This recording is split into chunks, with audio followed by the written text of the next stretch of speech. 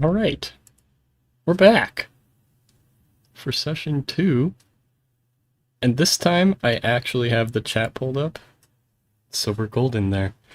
I'm gonna move this a little bit because I might be a little loud. Hopefully that's a little better. Yeah. Boop boop bop boop.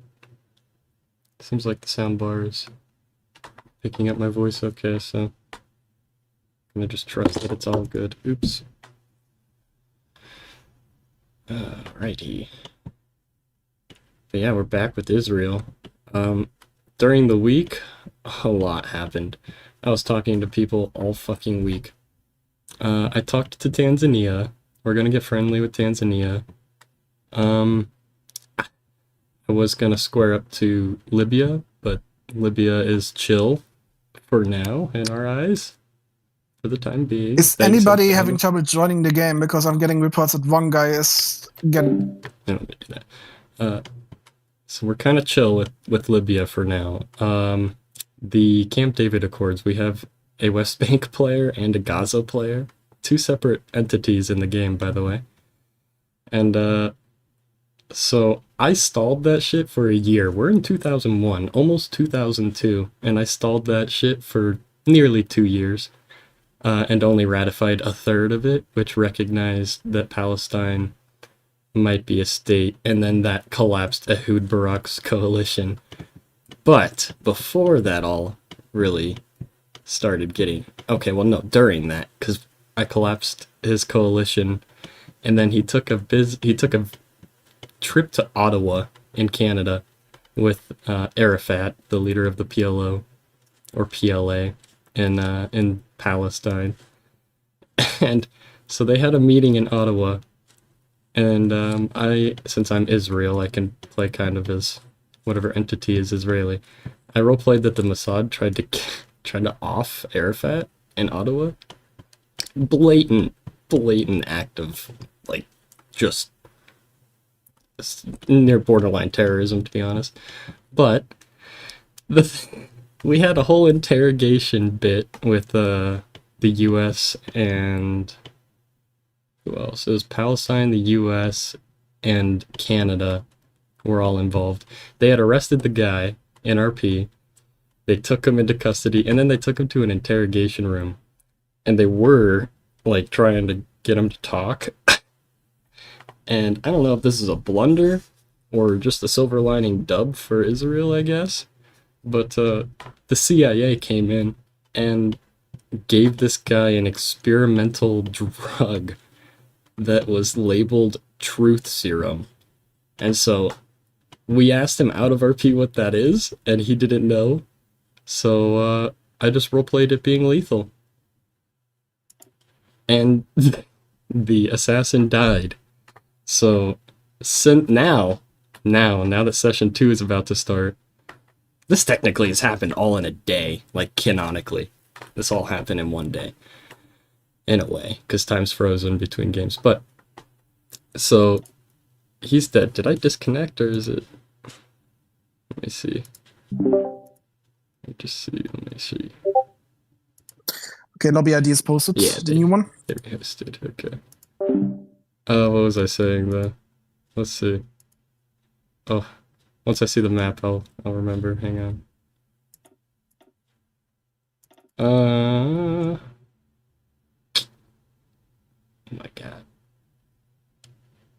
There's something to do. Oh, yeah, so now now at this point where the session has started, we kind of view that as a loose end being tied up. In Israel, like in my mind and also in text, what I've been trying to type out and portray in the game, because we have a whole bunch of RP channels, is that internally there's a huge power struggle within Israel. And it's between Ehud Barak and his really, really weak and arguably failing coalition, and the opposition, who's opposed to the Camp David Accords and to, frankly, any peace. They emphasize security a lot of the time, from what I understand. And the opposition in this time period is made up of Ariel Sharon. Ariel Sharon is the leader of the Likud party, which opposed the coalition government in the early 2000s. And it's a little different in this timeline. Like, it had more reason in real life for why Israel might have abandoned the Camp David Accords. But really, like, in this timeline, we are pushing to end it. And we're gonna kind of bring in, maybe, I'm gonna probably start elections this session because of having all the RP of his really weak coalition. So we'll see who we get. I haven't done any test runs, which may not have been wise, but I didn't do any test runs, and we'll see. We'll see. I have high hopes. I have very high hopes. Our diplomacy game is quite strong right now. There is a lot of chaos in the world right now. So, like, this whole thing going on in the Levant sounds big. It's huge in our region. It's a big deal. Huge big deal. But there's also so much happening around the world. Just to briefly, like, sum up what's been happening regionally around me. The Syria player and the France player, I don't know if Syria is going to be here in the first half, which is unfortunate, but Syria and France are in cahoots. They just signed an agreement yesterday or 2 days ago that allows France to go into Syria and arrest government officials, but he's backing the Assad regime. And so, obviously, ideological and territorial, the list goes on, mainly ideological disputes, and their refusal to sign any peace deal with Israel since the 60s causes a lot of concern. So I've roleplayed that France, as weird as it sounds, France is our #1 security concern, which is kind of ironic, right? It's kind of ironic that happened in real life in a way, but this is a lot weirder. Should I say, not weird, but just different. So, yeah, that kind of sums up everything. Palestine they've already ratified the Camp David Accords, and they got the OIC, which is the Organization of Islamic Corporation. They all agreed to recognize this signing of the Camp David Accords in Palestine, which is interesting. I am using the excuse of democratic political deadlock to not ratify. Oh shit, I got it fucking ready up. I almost did not. That would have been bad. Why is everybody numbers? 71 in the lobby. That's good. Okay. But yeah, it should be an exciting session. I know that, oh god, another big thing. I shared intelligence, air quotes, hard air quotes, out of RP.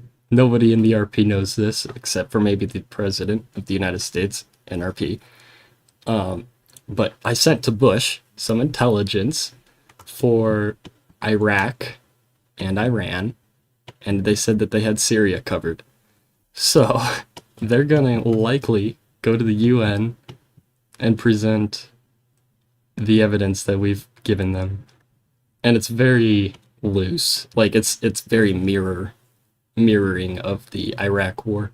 But this is where it spirals. We're gonna use the war on terror to our geopolitical benefit, basically, in a really basic sense. But yeah, so we'll undeafen and see what happens from here. Listen to Who is Lady of the Lake? That's Indonesia. Okay. There's so many people. But it ran pretty well last time, so should run fine this time. I'm hoping.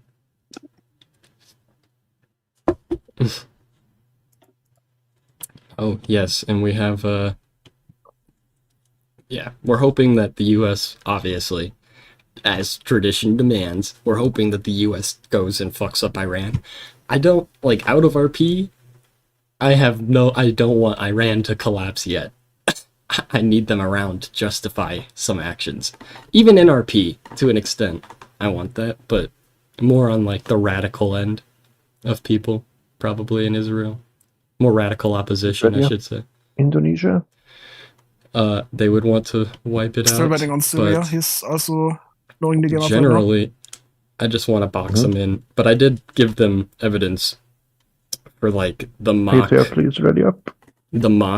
all eyes on Saddam briefing There's type a lot of people thing. in the Used a lot of in pictures game from and it, in the lobby. That's slightly confusing. which was a real thing that showed quote unquote weapons of mass destruction Even if I factor in facilities. the two that are in And I technical did right the now. same thing. Yeah. So I gave them that intel. 68, We'll see what they do 70. with it. Yeah, it's 2 more in the lobby. Yeah. We'll look at the players real quick around us. Yeah, Syria. Syria might be here second half. 2 hours in, we do a rehost, so session goes for 4 hours. And they are a good time. A good time. I'm realizing now that maybe Later at rehost time, I'm gonna also got the wrong link. post a pool about extension. I don't know if the chat is working, so if I don't listen, if I don't react to your message, I'm sorry. So make sure if we have Let me see if I can desync, pull it up on don't start to click randomly within the game because it's tend to crash it maybe. while loading the save again. So make sure that you just don't touch anything and let yourself to load in. Yes. Bind off your hands, cut off your limbs, do not touch anything. Hello? Are we waiting for anyone? Okay. Yes, Do we're you I will waiting not for touch my some people. mouse. I will not touch. Dingus just joined. I don't know which nation he is playing. Per that No, name. it's Is Dingus Syria by chance?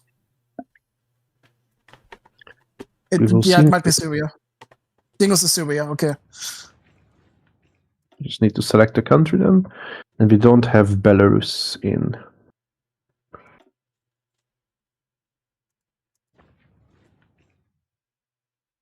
Dingus, please select a country. It is very cold Yes, Thank he did. here today. I hope you guys are he's not unselected it. Okay, now it's freezing. back. Let's see. Hopefully that helps with the audio. I turned them down a little bit.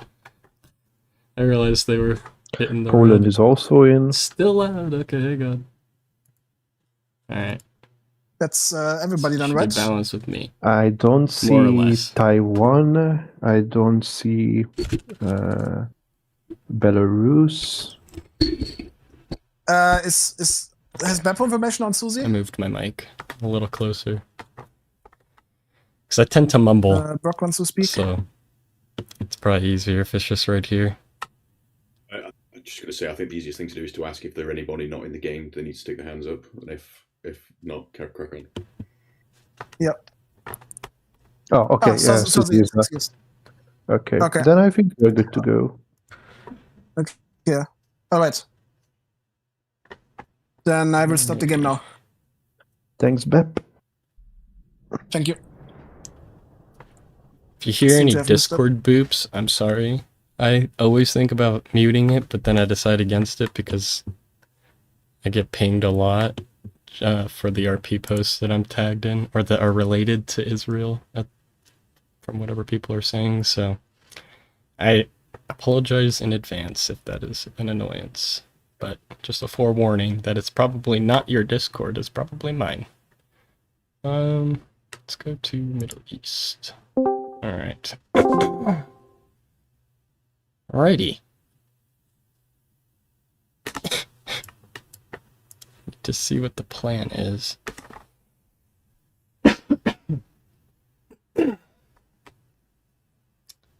Let's see.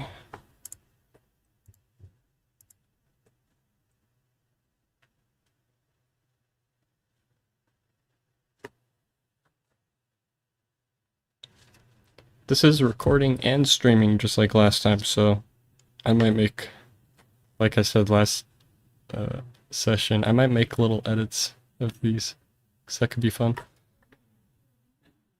We'll see.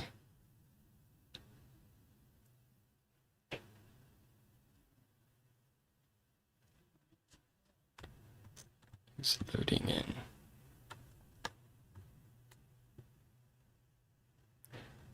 What? Seems like everybody's... Oh. I loaded in hella quick. I don't... Something's up with my Wi-Fi. I've got a good internet today. I guess it's because half of the country is fucking frozen. So they just don't have any internet. It could be.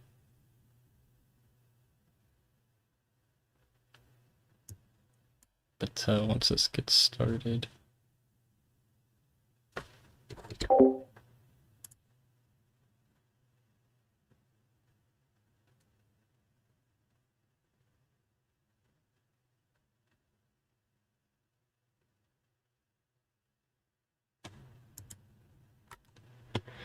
We'll be in business. Once it starts.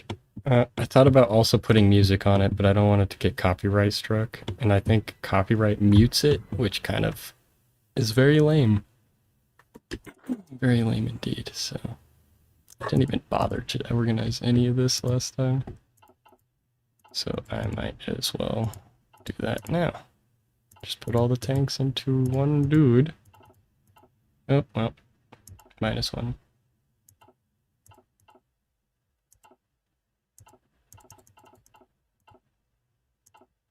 I might use those special forces guys to represent Mossad agents. I thought about that. I thought that that could be cool. Oh. Oh. It didn't like me trying to make a new commander. Or new general, rather.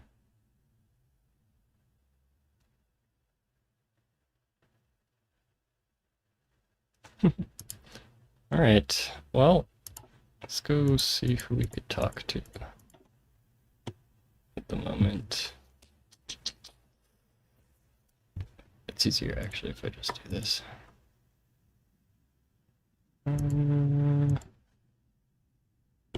Okay, I kind of want to talk to France, actually. But let's see where people are real quick.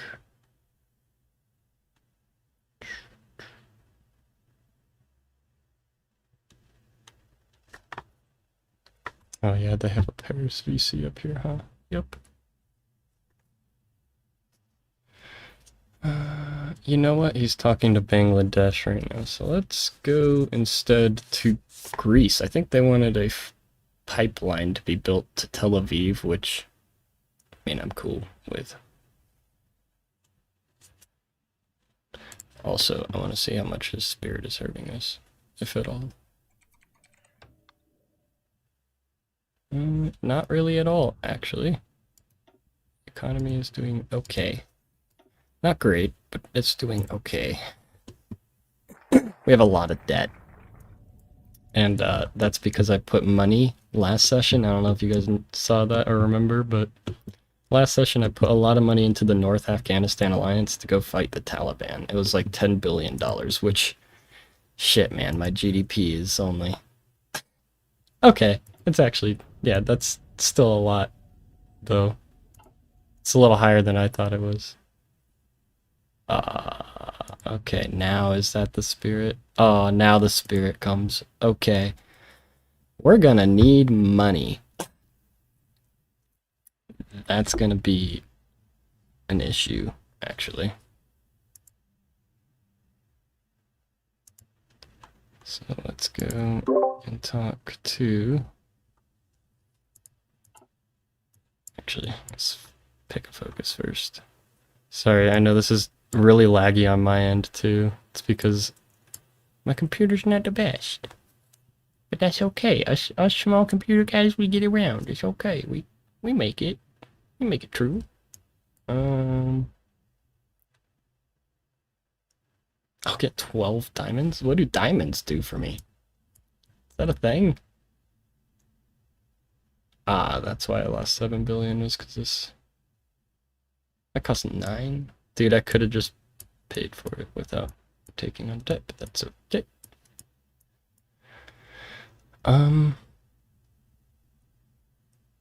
Yeah, the Labour Party would still have some popularity, so we'll boost it a little bit. What is our pie chart looking like? It's January 2002. I want to make a post about free trade. Why are we on free trade? That actually might be okay. Yeah, it's fine. Oh. Okay. I do want to fucking declare early elections. I think they're called not magnificent elections. That's not the right word. What am I trying to think of?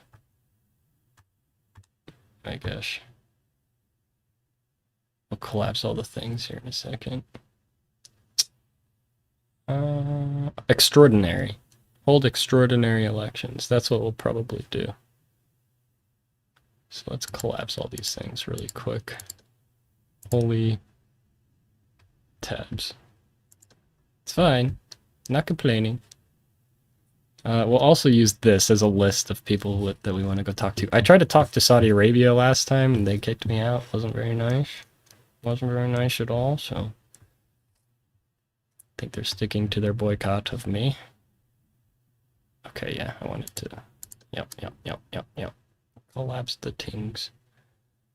We have political power, but I don't know if I want to spend it on these. Oh, God.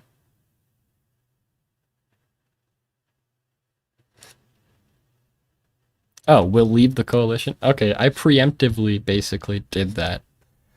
So we'll just let this fucking run its course, then. Yes.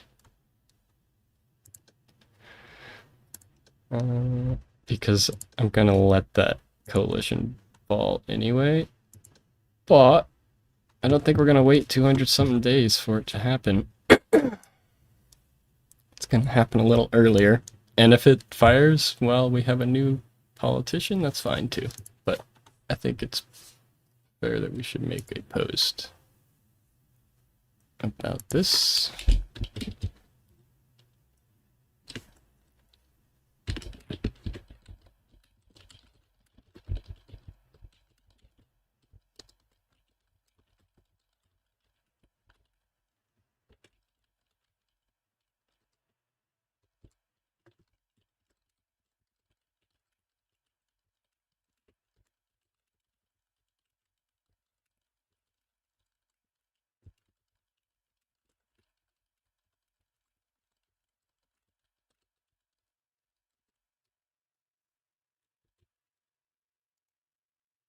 Okay, sorry.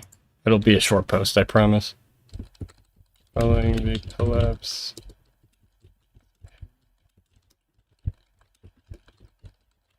Okay, new prime minister elections in Israel announced for February. We'll do it March. February's a little short. Short notice. But we're gonna need money. Oh, I might go to fucking Latin America, actually. Especially for money, because I was reading that Israel throughout the 90s and 80s had a really high interest in Latin America and was putting a lot of money towards its development because they were getting money back from it, mainly. It was good return on their investments.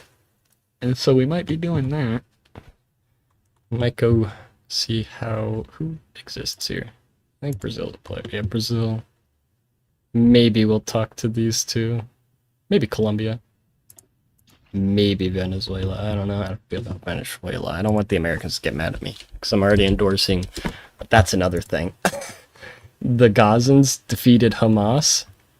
And obviously I'm Israel, so what? I'm gonna just let that slide? Yes, pretty much.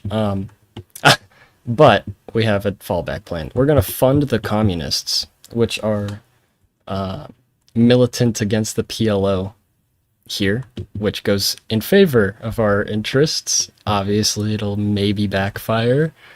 I'm kind of expecting it to, but that's with hindsight.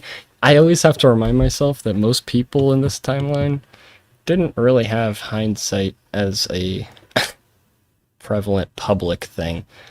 Certain people knew exactly what was going on, but as for the wider public, not many. So I have to remind myself that like the public may very well vote against its own interest at times. So it's kind of what we're doing. And obviously internal interest groups. Israel has a bunch, and it is a cutthroat profession, I guess you could call it, being in Israeli politics. The US announced the F-35 program, which is great. We're gonna get onto that too.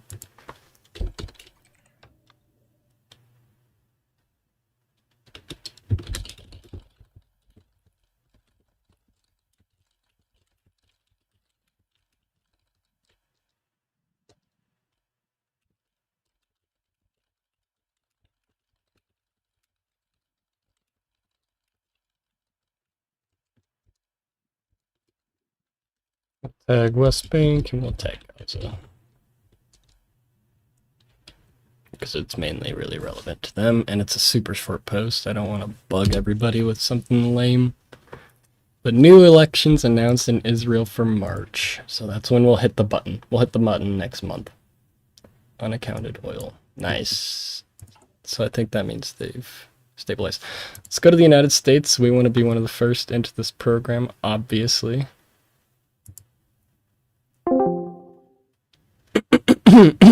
Hello. Hey, Fellow waiting nations. fellow Goyim. Wow, look, guys, it's my new ally, Israel. Ah, yay, Saudi I Arabia. could have never expected that crossover. We're I such would have good never expected that crossover. friends, aren't we? You want to let me back Indeed you are. into Riyadh? Hello, Mr. President. Sure. It's very busy. I'm still doing filming something. I can't hear you over the presidential band. Sorry, what? What? What did you say, Mr. It's President? okay. They follow me everywhere. I see. Yeah. Who was here first? Me in Hungary. All right. Well, you may come and talk, of course, in the presidential office, in the Oval Office. Hungary, You're- up to the office. You're welcome. Did he back. cut out for you too, or Riyadh. was it just me? No, No, it was just just you. you. Go up to Washington. I hope, Jay, that you could look at me agreeing to, or like signing the agreement about the Camp David Accord as a sign of a token of goodwill after all that happened. A token of goodwill for Um, doing what? I'm sorry. okay, What did you do? For the talking for the about- Kaliningrad thing. Ah, What? Kaliningrad. You voted against that? No, I voted in favor of Kaliningrad, which is Oh, why okay. you Yeah, then I came into figured. my office and we had that angry conversation. Yes. But- yes. But now I voted. I did vote in the OIC in favor of the Camp David Accords.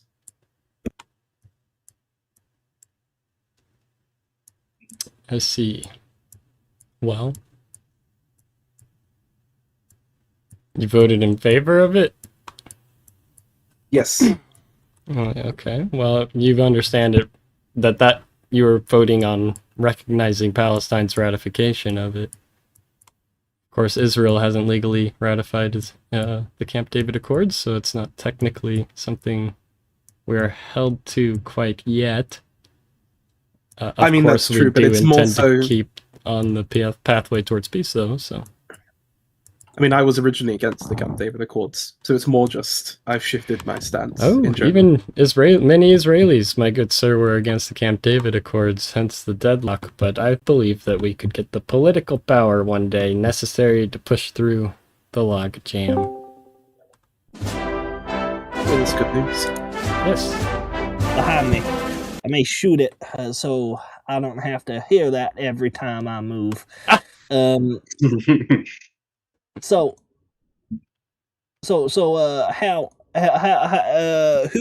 who's next? I can talk to you. Bosnia. in Bosnia. Are you here about the Balkan Conference that Yes. Pot Powell is? Well, that's in Athens, my friend. That's going to be held in Athens. Athens, Greece. Yeah. You're in the wrong Yes. hemisphere, my friend. You're, Your flight may be feel- late. but we can reimburse those. Ah, Mr. Barack. It's good to see you. here, too. Barack. Prime Minister Barack. Who's Yes, Barack? I'm Ehud Barak. I'm still Barak. Okay. Ehud Barack. Oh, okay. I'm sorry. I'm sorry. I'm losing myself. It's okay, Mr. Bush. After Bosnia, I'm next. Well, Israel is here for just a very quick military matter, but of course, take your time with your other nations I'm just here. that need you. Yeah. I'm here for something very quick, too. I'm sure you are. Yeah. Well, Pilgrims, we've got a lot of things that we need to handle, of course. So Of course. yeah. Take your time. Mine is Mr. definitely- Bush. Bill Take your Clinton time. voice going on here. Mine is definitely not going to be a quick conversation or a nice Okay, conversation. well maybe you can wait in this nice little seating area out here. I love it here. It's very Yeah. comfy. Yes. My office will be open soon. We really need to get fucking investments coming in. Why the nobody's listening to me? Well, Mr. Bush, it appears that most of the world is broke. Oh, but Mr. Bush, you're sitting in a room with one of the only rich countries in the world. What do you need, my friend? What do you need? I will say that Palestine is doing surprisingly well, despite. Yeah, because they have nothing to spend money on. Oh, you Yes. should give some money to the state of Israel. Hello? Aren't we friends? we actually do have a few coming in, but they're just not coming in, so to speak. I think they may have forgotten. But yes, Mr. President. Yeah. Yes. I'm just here about. I made a deal with your economic advisor about Philippines being your primary importer for rubber. Yeah. Well, right now we have 0 factories to trade with, but if you buy some oil off of the states, We are currently doing that. Yeah. Well, if people bought more oil off of us. Well, we're currently see. drilling into the Mediterranean Sea, and we just found oil, so don't mind us. Getting these papers about the fucking. There's a lot of oil in the water, Mr. Bush. Maybe you could, you know. Made someone? Maybe. All your factories currently tied up. Jesus Christ! You know what boosts economies Yeah, that's what, historically, that's Mr. what Bush, of keeping- course. You know, in times What? of great need, go to Yeah. war. Well, we are definitely working on that. Our enemies are thinking about the best ways to destroy America, and so are we. Of course. Well, of I would course. take my leave. I was about to make a joke, then I remember that's a real Bush quote, and I thank you for using it. That's an incredible Bush joke. Now watch this drive. Of course. But yeah. Yes. But But of course, yes. we What did can we do want for to you? for Israel, right? Of course, yeah. Okay, Yeah, all always. right. And Palestine. Well, we were hoping to become a part of the F-35 program that was just announced. Well, you can talk about it with our Secretary of Defense for more specifics with Rumsfeld, but we do actually have a system that we're implementing of where a small fee is paid to enter the program. I see. Of course. Yeah. Well, how about just a year off of payments to Israel instead? You'll have to discuss it with Mr. Rumsfeld. Okay. Now, also we need money. We were hoping to maybe get some money. Just some spending money is all, you know, just something that we could, Right now, kind of trying to bank up a little. Oh, Mr. Bush. Okay. For Okay. plausible reasons. All right. The headlines tomorrow are going to read If you- George Bush. if you're certain, hates Mr. Israel. Bush. Yeah. But okay, I guess America's Well, broke. I guess America's broke. America went Asking bankrupt. you right now, how much are you wanting? Oh, I've got we my just check. I mean, of course, just- America is doing so much to preserve peace throughout the world that no wonder We just we appreciate your country's extraordinary generosity, President Bush. we just want a very small fee of $20 billion to pay off debts. $20 billion. Oh, 20 million. That's fine. That's fine. Billion with a B, Mr. Bush. Yeah, no, I heard. Oh, okay.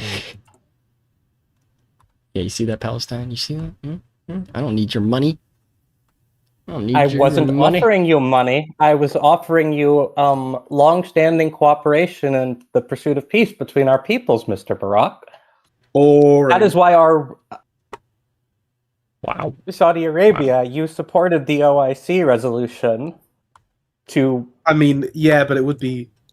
I mean, look. If Israel supports it, Israel supports it. You If get they our don't... check in the mail, Mr. Brock. Oh, thank you, Mr. Bush. Thank you very much. I'm just this saying, will if Israel certainly doesn't go support towards our this, debt. What? you have to keep in mind. Certainly, and when you get the chance, do talk to our Mr. Rumsfeld about the F-35 program. Yes, I will contact Mr. Rumsfeld as soon as I get the opportunity. Thank you, Mr. Bush. Have a good day. Good luck with have these a good day Saudis. yourself. Thank you. Okay. So Palestinians just came on in. We're gonna just go into the Pentagon. Hungary, Poland, we're beginning the talks. All right, sir. Does this take place in Athens? We Yes. just finish our talks right now. Okay. So yes. Yeah, we're finishing up the deal. Actually, Secretary of Defense, can I come back here later? I want to talk about some military stuff as well. Very well. Very well. I'm trying to look away from the bad economy of our economy minister. It's quite bad.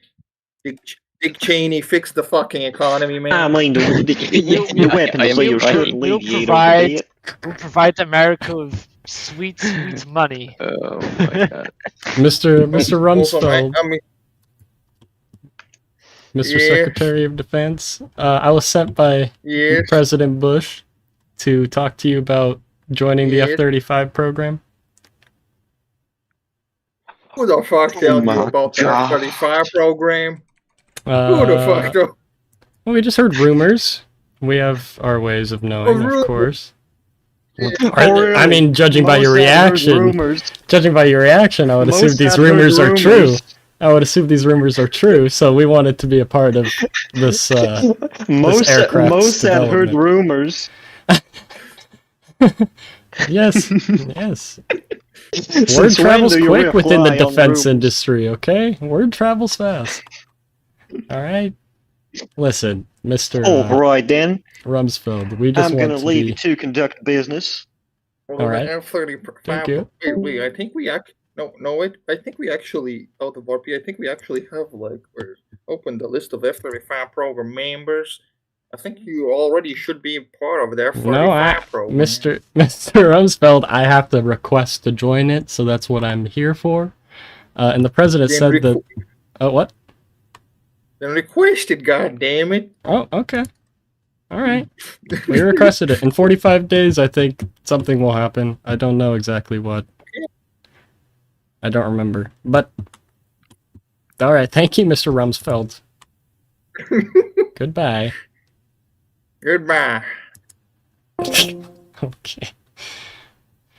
Money. We need money. Let's go to Brazil. Greetings. Oh, hello. Welcome. How can I Hello, help you? hello, Mr. Cardoza. It's a pleasure to finally meet you after so long. Oh, well, thank you. It's a pleasure Oh to meet shit! you as It's well. March. It is March, yeah. Yeah. We had elections that were supposed to take place at the beginning of this month, but I forgot. So now we have elections going. Oh, well, Um, wonderful. Yes. yes. But we would like to talk to you about potentially investing into Brazil and also receiving some funds to be able to pay down some Israeli debts. Of course. Well, to start with, obviously the investments. We are looking for people to invest into Brasilia, our capital, as we're trying to develop around a civilian economy there, as well as get people off the street. So either offices or manufacturing sites would be perfect. And And yeah, we'll build some offices. They're gonna be corporate institutions that mainly Wonderful. just help with bureaucratic processes within mega companies. Oh. So hopefully it doesn't actually interfere with anything. But Oh, we'll wonderful. invest that for 19 billion, nearly 20 billion. Beautiful. And what sum of money were you looking for? We were hoping to acquire $60 billion to pay off our debts. We have $117 billion in debt right now. Oh. And we were hoping to just pay that down by a large margin, if possible. And the United States was saying that they had economic issues at the moment, so we came to Latin America. Interesting. Yeah, I can offer the 60 billion at a 1% rate. If that's all right. Yes, that's fine. I think that's reasonable. We'll pay a percentage. That's fine. That is good. Okay. Perfect. Well, wonderful. Thank you, Mr. Cardoza. I look forward to talking to you in the future. Also, how are things? It won't be him. Oh, he's had our election too. Jose, Jose, I loved you. I've always loved you, Jose. I knew that you were the best one. I knew you were the best one. I know, he's so good. I knew that you were the best. You were gonna win that election. I predicted that. Thank you. We predicted it in Israel. Wow. Yeah. Yes, That's we great. did. That's amazing. That's honestly amazing. Yes. But yeah, well, we were Mr. just talking Cardoza with is my Cardoza. mentor, so. Oh, so perfect. You already know. He's still you here. already know. Okay. Yes. Well, how are things in Latin America? How are Oh, they're wonderful. You know, there's just people burning down the Amazon. We're shooting them. Oh. And then they shoot back. So.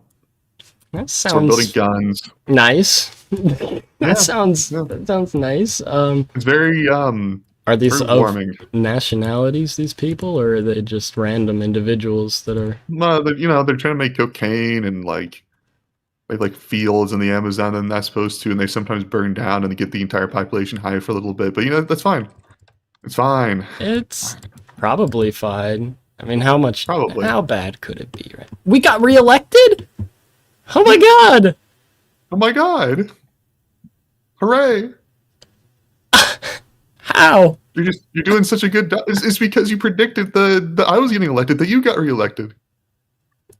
I might make changes to the government. Oh no. You know what? We'll make changes to the government. That'll form new government things. And let's see. This will be interesting. We'll invite them.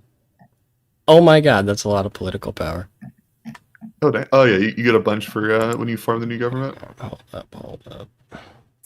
We'll invite. That is actually the largest percentage. Yeah, we're gonna have to. Boop.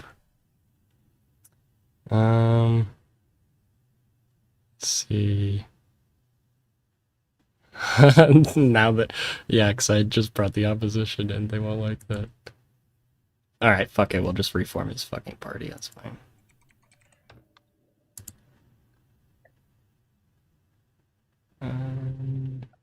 Then it was these guys, I think. 20. Oh no. I don't know if we'll hit the majority, Sniper. Or Mr. Oh, sorry, God. Mr. Jose. Oh god. But we'll see. 32%. If these guys will join. Oh my god. If we invite Lykud, we almost get it. 3%. Okay. I believe in you. You Please. can do it. Yes! We formed a government! Holy shit, Hooray. I don't know who my leader's gonna be.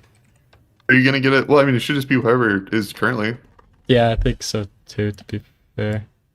Mr. Barack, it's your Subsidized settlements second got term, removed. third term. I don't know what that did. Oh no. Oh. What was that spirit?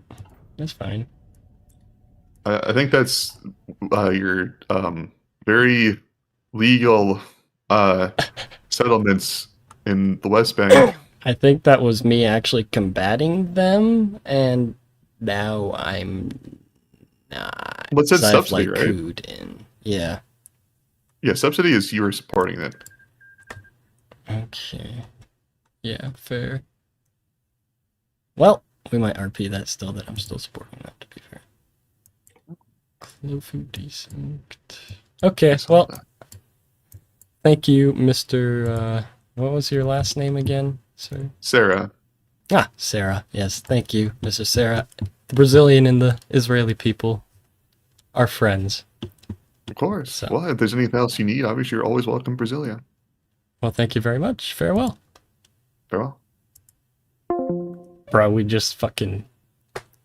You see that finesse? You see that finesse? We went to the United States.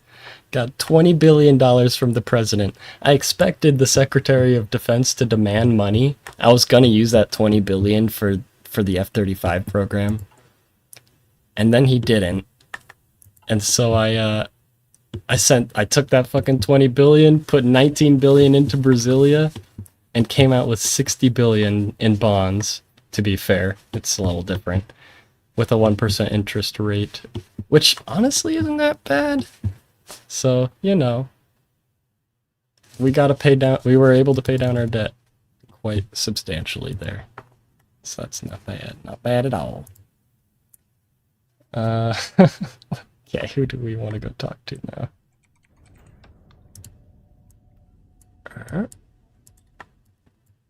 I believe royal family. Okay. Oh, yeah, Gaza. We want to go talk to Gaza. Because I promised them guns and money.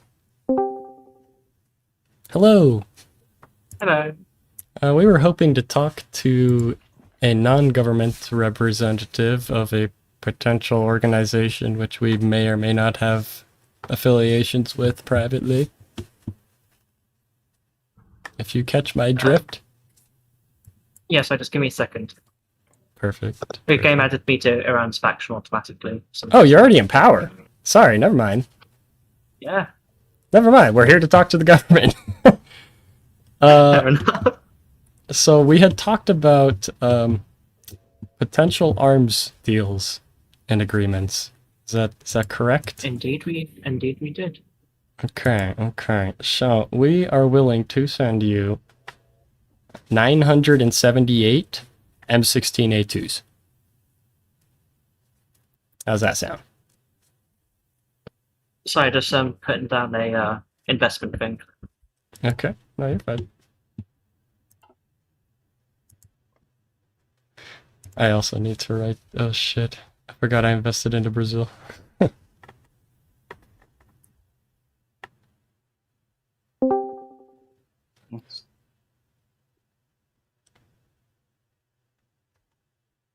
Hello? Hello. But wait, Gaza, did are you sure that's the... Huh? Did you just have like a massive surplus of political power you could dump into your party before? No, as I said in the DMs, I added the emerging outlook autocrats to the Red Front because they joined the coalition in Gaza. Oh shit! They Okay, have 10 seats. If you want, I can remove them. Honestly, I would think emerging outlook autocrats just are going to be Fatah because that's kind of what we are. It's, but isn't the People's Liberation Front though communist? Because that's the party that's in charge right now. Well, yes, in Gaza, but the thing is, it's Also, I told India I would let them build the network infrastructure, so I'm going to decline this one. Oh, okay. Let me just leave a message then. Yeah, so yeah, I'll just decline that. Yeah. But the Israel, just like Gaza Strip has its own tag, and the PFLP is getting the governorship of Gaza City. So they have kind of become the like one of the main power brokers in Gaza. However,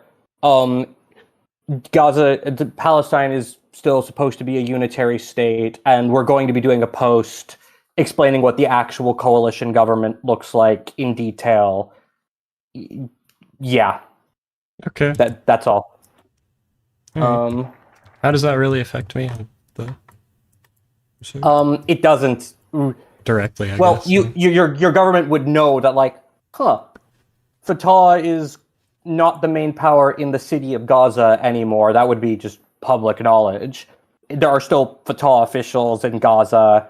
We're not in like a Fatah versus Hamas situation at the moment. Gotcha. Okay. Yeah. Sounds good.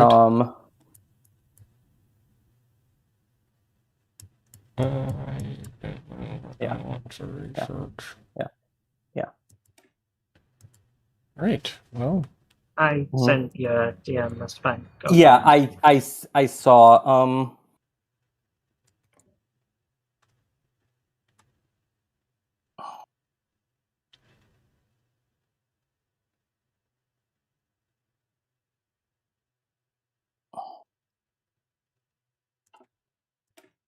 Annoyingly, once again, the Millennium Dawn cosmetic tag system is broken. I meant to have my own custom flag, but I've still got the old one.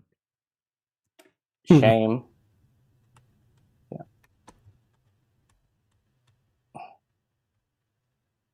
Yeah.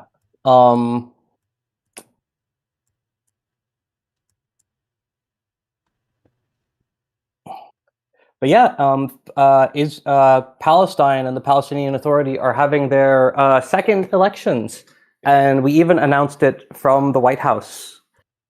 I see. I need to tell the Egypt player something, just because I did screw up something mechanically a little bit, and yeah.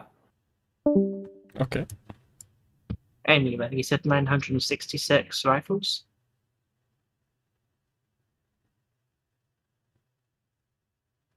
Jay? I'm sorry, what? You said 966 rifles? Yes. They would be... They are... Okay, let me get you the exact number. 976. They're M16A2s, American rifles. And then... Do you have arms market access already? I don't think so. I don't have mine on auto send auto thing. Okay. Here, I'll negotiate arms market access with you.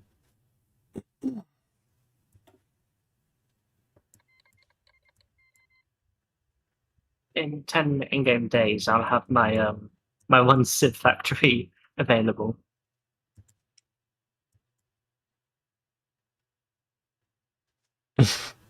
Your one Civ. Well, that's good at least. You'll have something. Yeah, I can actually buy weapons. Okay, that's taken care of. How are things going everywhere else? I need to test the game controller for some political power. Things are going... As the event flagged that. I have a lot more American rifles than I thought. But I'll still send you 976. Don't think you need 19,000 rifles. I would complain. They're up on the market. Oh, well, we just want this to arm a local police force. Nothing super militant, obviously. But as long as arms going into Gaza are regulated like this, we are more than happy to give you arms. Just, we want it to be overseen by Israel.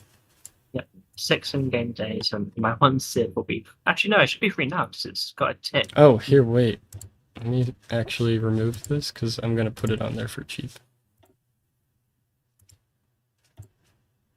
976. I'm going to put it at low price. I might make another suggestion on your thing, just ask them to let anyone... To, like, make them... ask them to unrestrict lend-lease, because then we wouldn't have to go through the arms market system. Yeah.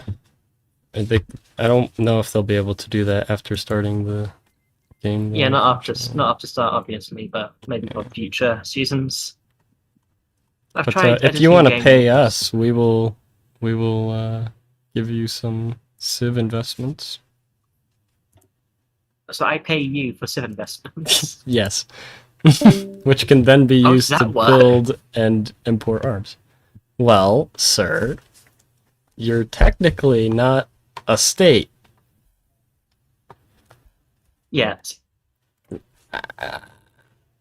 Mr. Ali, I mean, technically at all. I don't know if you'll ever be a state. Aren't you technically a part of Egypt? Technically? Technically a part of the Palestinian territories. Okay, well then in that case, yeah, exactly. You're not technically a state. You're not technically a state, sir. But that doesn't mean we don't care about you, okay? We still love you. We still care. And Israel, we're here to help and protect you. We just want to make sure that, you know, you're safe when you're doing it. Okay? Doing what? I'm just a bit confused of who's investing into who. Because if I pay you to invest into me, is it really an investment? Well, doesn't Gaza have a surplus of available money?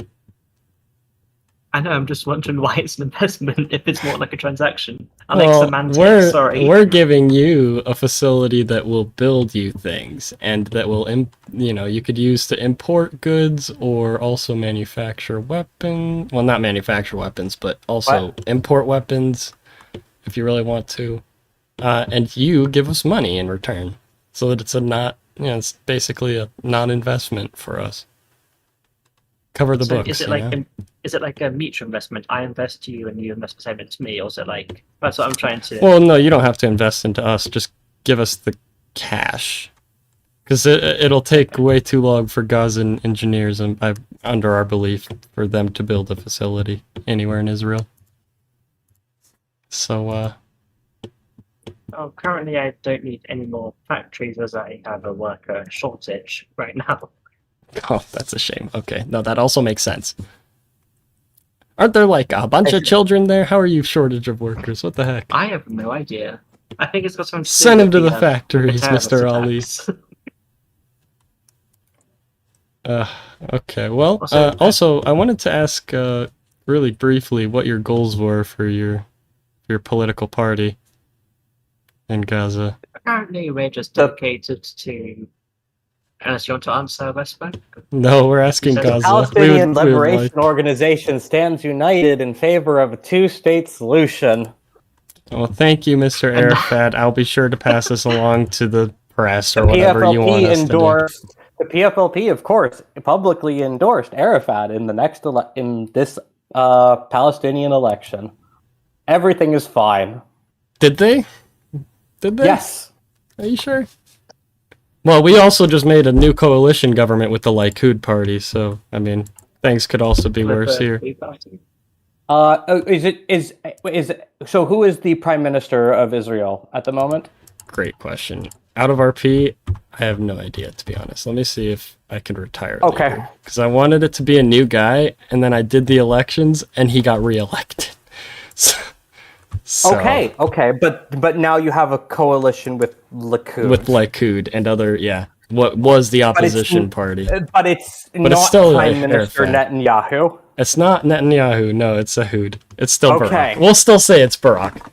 Just, he's got a fucked coalition. I don't know if we'll go with Barak. I'll let you know. Okay, sure.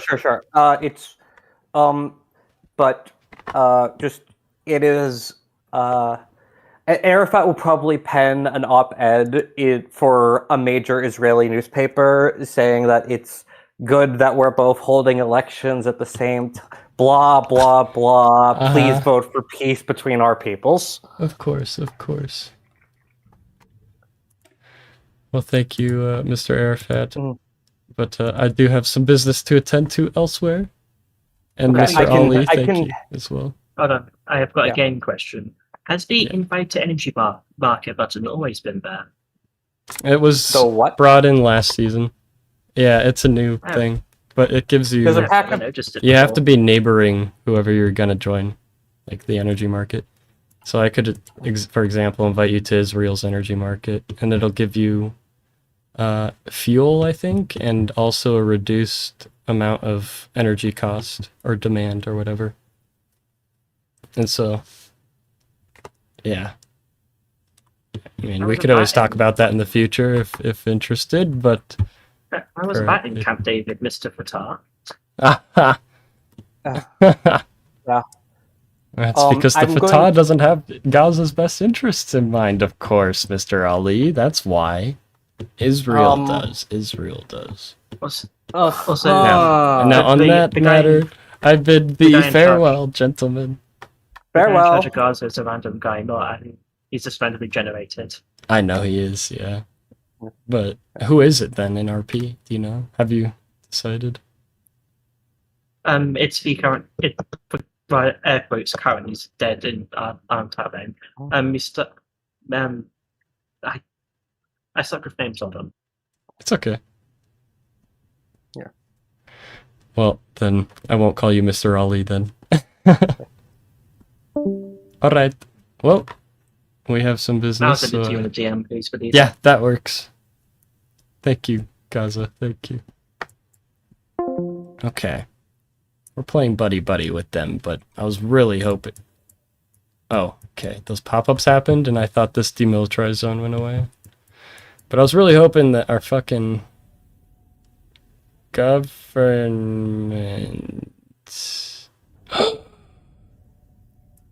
That makes me lose political power? Oh my god. Canada. Canada. Where are you, Canada? We're going to Canada really quick, actually. Fuck all the other prior plans. Just recognize Palestine. I remember reading that earlier in the week, too, and I completely forgot to actually counter it diplomatically, but we're gonna do that now if I can find his ass. Where you at?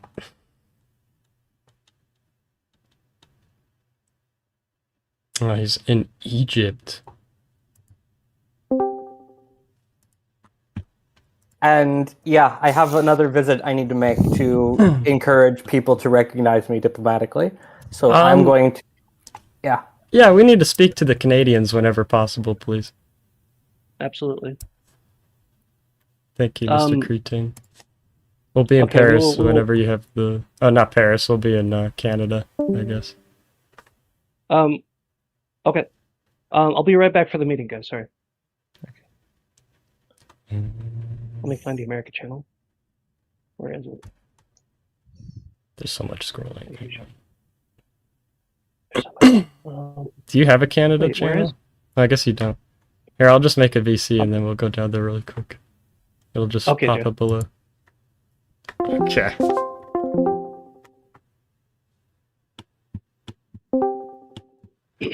Yes, hello. Mr. Cretin, hello, hello. Hello. Thank you for meeting with me. So it has come to my attention that you've politically recognized the state of Palestine as a legitimate entity.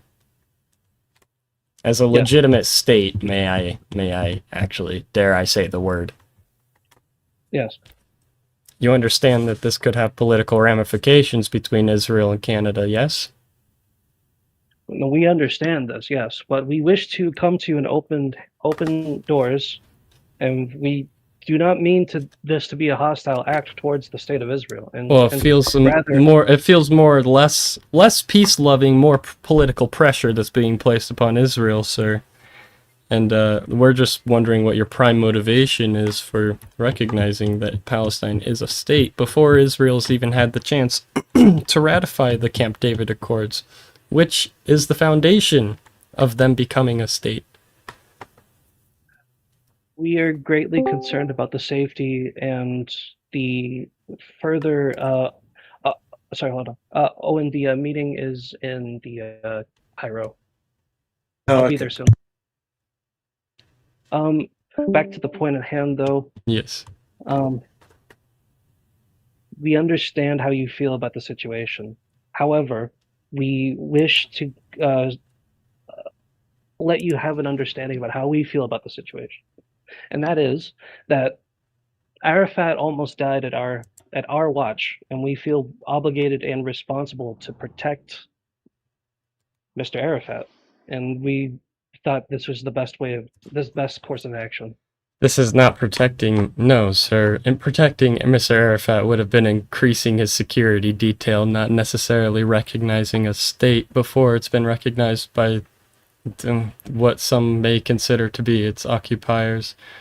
But no, sir, I don't think that is guaranteeing his safety. If anything, you're putting his safety more in jeopardy by doing such a radical political maneuver, if you understand my meaning here. I believe I do. Okay. Well, in that case, I think that we've made ourselves clear, but we would really appreciate it if Canada might reconsider its position on recognizing the state of Palestine if you hope to be on good terms in the future or currently. So I see. I know you have a meeting to attend to, so I'll stop keeping you from there, Mr. Cretain, and best of luck. Best of luck. All right. Thank you, Mr. Barak. We will speak more about this later if you want.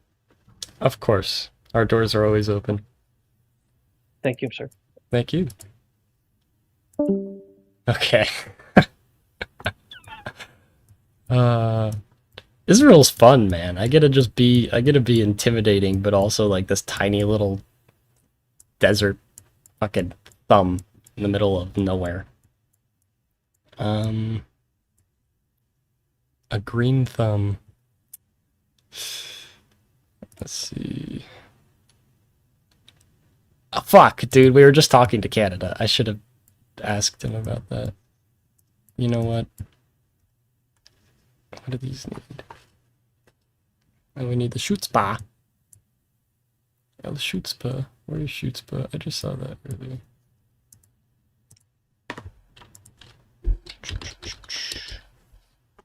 Yeah, we just did that.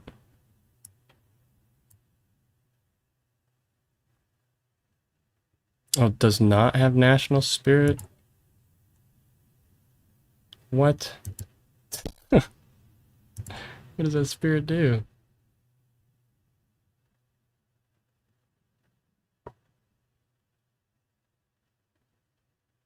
Oh, okay, it goes away in 2003. That makes sense.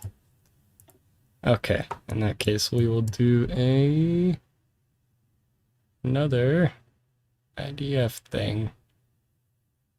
This is IDF, right? No, that's not the IDF. Where's the IDF?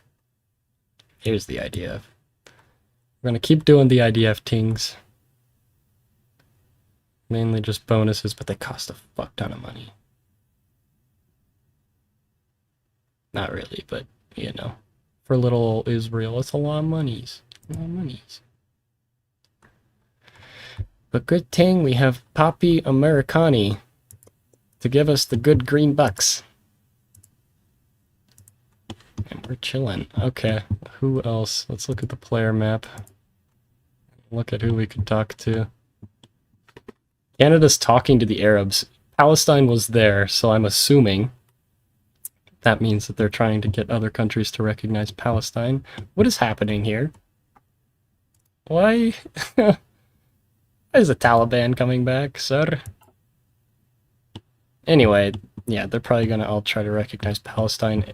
If Canada, a Western country, gets involved, I don't think that Israel's going to react very nicely politically. Of course, they're our ally, you know. So we're gonna be walking a very fine line of being, you know, a burden on Canada, but also a friend within the region for the most part. We'll see what they do. If they reconsider their proposition, then we'll be best buds. Let's go to Germany. We need steel, so let's go to Germany real quick. It sounds like a good spot to start. Where they at? Germany, where are you? Berlin. That I could buy or not? Not at the moment. Okay, that's fine. Then the license will do just fine. Okay, now I do need to leave. I have a very important guest here. He's coming Okay. He's coming into the room in 1 minute. I need to prepare for him. Okay, no worries. I'll leave. Goodbye. Very well. All right, hold on. Perfume. Okay. Let him in. Ah, thank you. Oh, thank you. my friend! My friend! Mwah, mwah. Hello, It's a pleasure hello. having you in Germany, my friend. Oh, thank you very much, Mr. Schroeder. Sorry, I've visited a lot of people today. Not a problem, my friend. But, I'm very happy to see you. I'm very happy to see you. How are And I'm things in happy to see Germany you as and well. the EU? They are well. We have a lot of programs that are up and running. A lot of money moving around. How about in Israel? How are the Camp David Accords going? Oh, you know, they're going. They're going. That's a matter for a different time, of course. But we are here, Mr. Schroeder, to talk about a potential import from Israel of German steel. We want to bring some German steel into Israel. Yes, that is more than agreeable.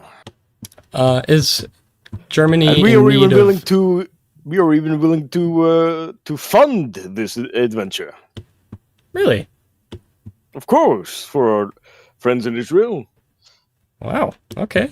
Well, we'll accept that as well. If we also have fuel too that we've discovered off of the coast of Galilee. So We are we've unable been drilling. We are unable to purchase oil elsewhere at the moment. We're currently stuck with our agreements with Gazprom, and that is where the oil that we are needing comes from. Okay. When that agreement runs out, we can definitely speak about Israel. Well, that works. In the meantime, then we'll just import 2 civilian factories, 2 industries worth of steel from you, sir, Mr. Schroeder. Also, what is Germany's position on France's meddling in Syria? Confusion. Well, it's undermining a lot of our efforts within the region, Mr. Schroeder, and as you might understand, it's putting a lot of difficulty on my state to pursue our goals. Yes, I understand that. Yes. Do not worry. I will speak with Germany. What? I will speak with France. I will speak with the ministers within Germany, and then who will themselves go to France. Perfect. Well, that works. That works for us. All that we would ask is that Germany, at the least, put some political pressures upon France to be able to withdraw their guarantees of security assurances on Syria and their backing of the Assad regime, because those are both very, very important points that, frankly, we question our ability to work with France if they don't cease. So, Indeed. While I go do that, here's a briefcase for you. You can take that on your private plane with you. Thank you. Perfect. Also, I have a new cell phone for you, Mr. Schroeder. Oh, so excellent! Here you go. It was manufactured in Tel Aviv. It's the first phone of its kind. This will stay in my pocket at all times. Yes, it might only ring once. So okay, be sure that you have it on you at all times, because you never know when a call might come in.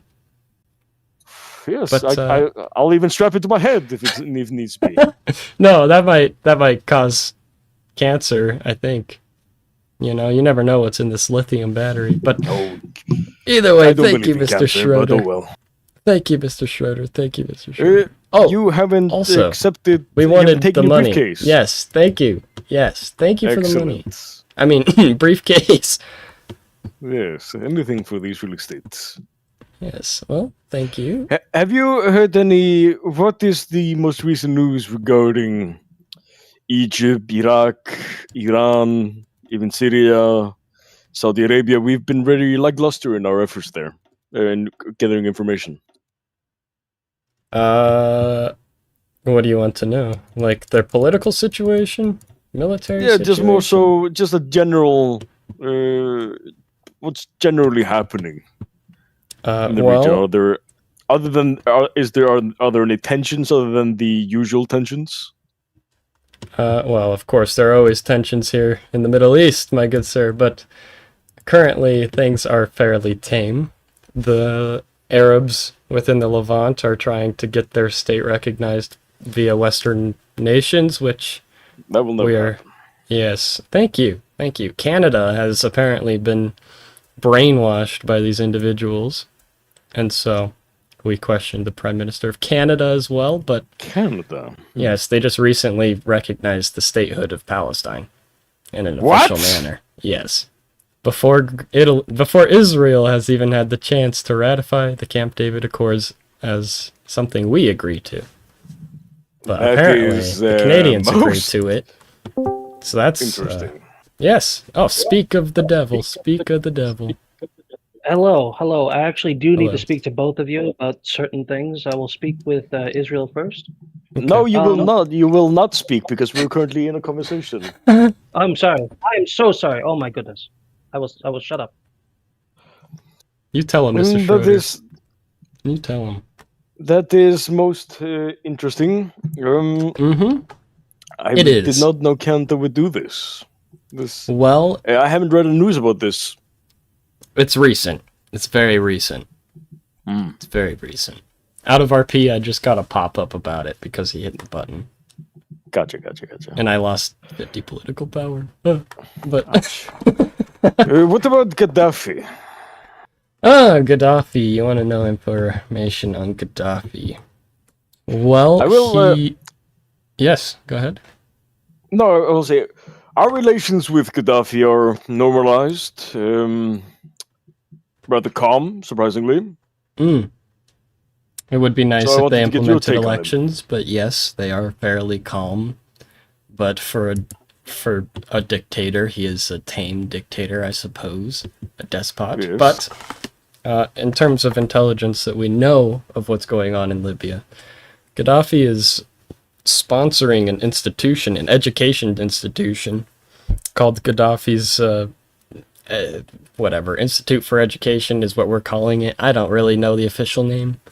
But he's spreading it across the continent of Africa and any nation that will let him build them.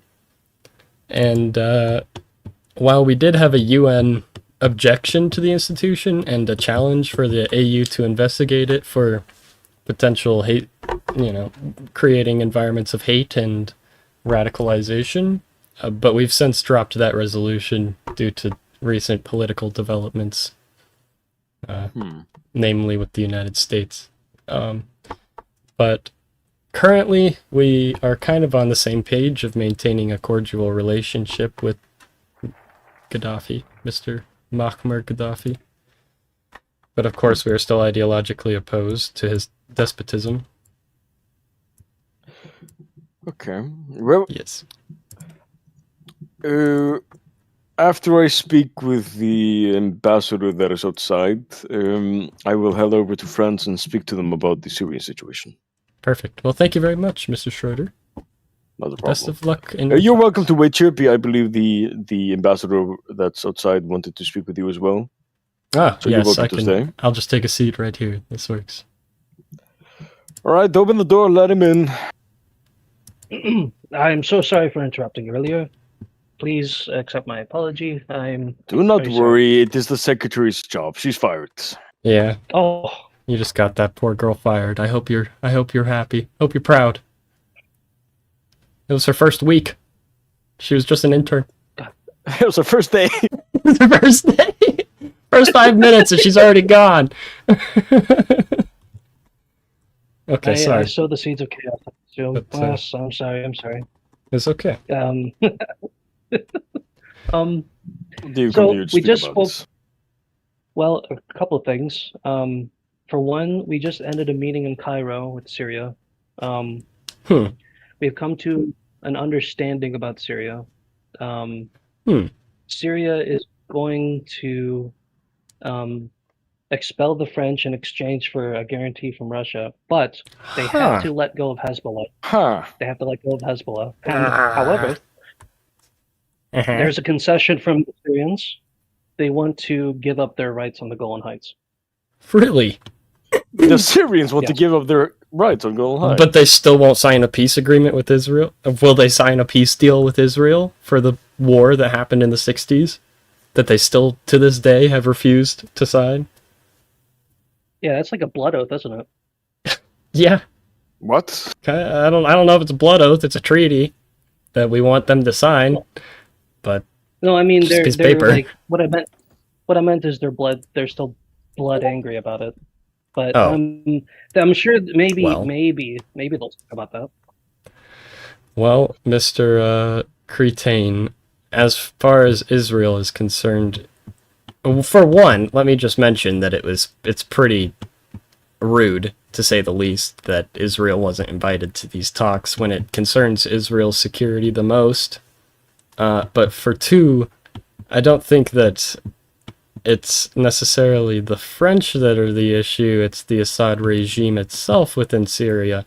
And any external nation, whether it be France, Russia, or the United States, any nation supporting that kind of regime should be combated. So to say that a Russian security guarantee substituting a French guarantee is better would be far from the truth, my good sir. Well, I did have a plan, but I didn't really want to mention it. But if you guys can keep a secret, of course. We gave the Saudis and Egyptians marked bills, and they're going to invest in Syria with it. These marked bills will be observed by somebody, I'm hoping the United States, and that would lead to economic sanctions if they're being observed. Isn't Syria already economically sanctioned? By various nations around the world? I think they are. banking restrictions, I believe. Oh, yes, they are. They're not as extensive as the ones that are on North Korea IRL, but they are there. Pretty high, okay. They're not really that crippling, though. Yeah. They're just military sanctions. Just banking restrictions. Yeah.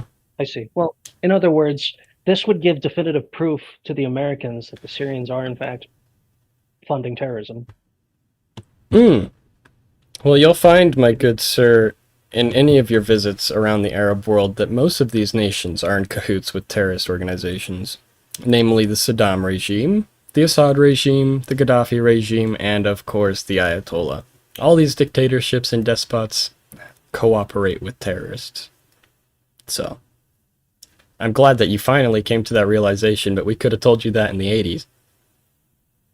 Well, up until this point, we were thinking that the peace accords with Arafat were going well, and then he got almost assassinated for a third time in Ottawa. It's really just things happen. It infuriates Canada personally because we.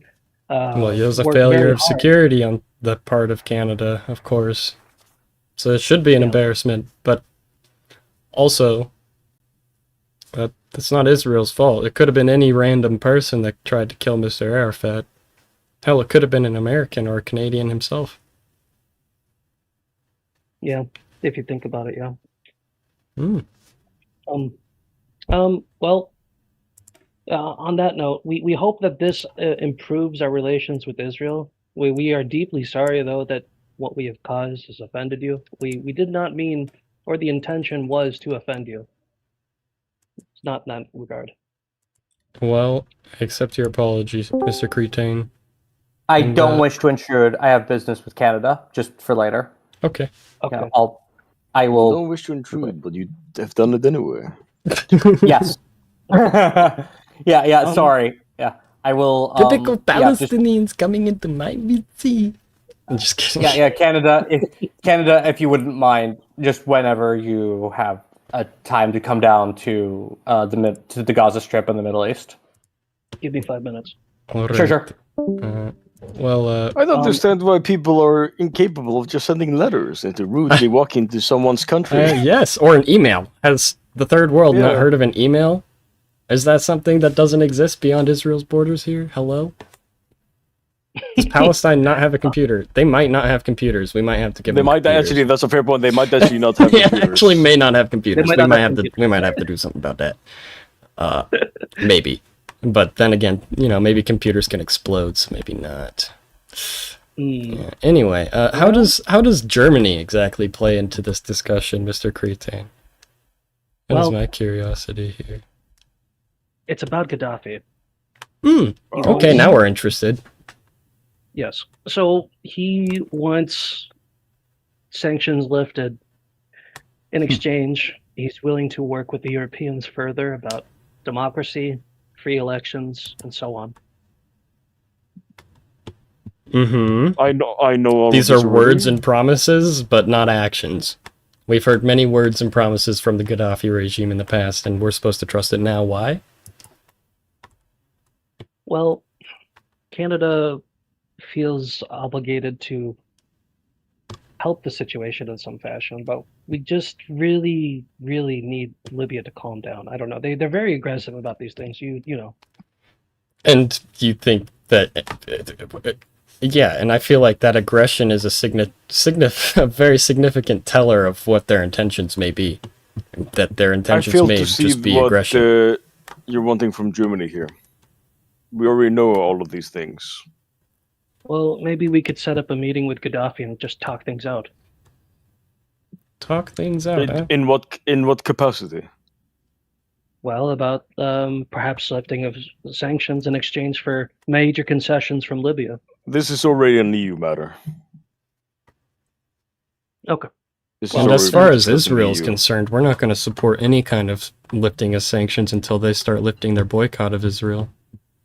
That's step number one, obviously. We want action before we do anything, or commit to anything, or say we even commit to anything.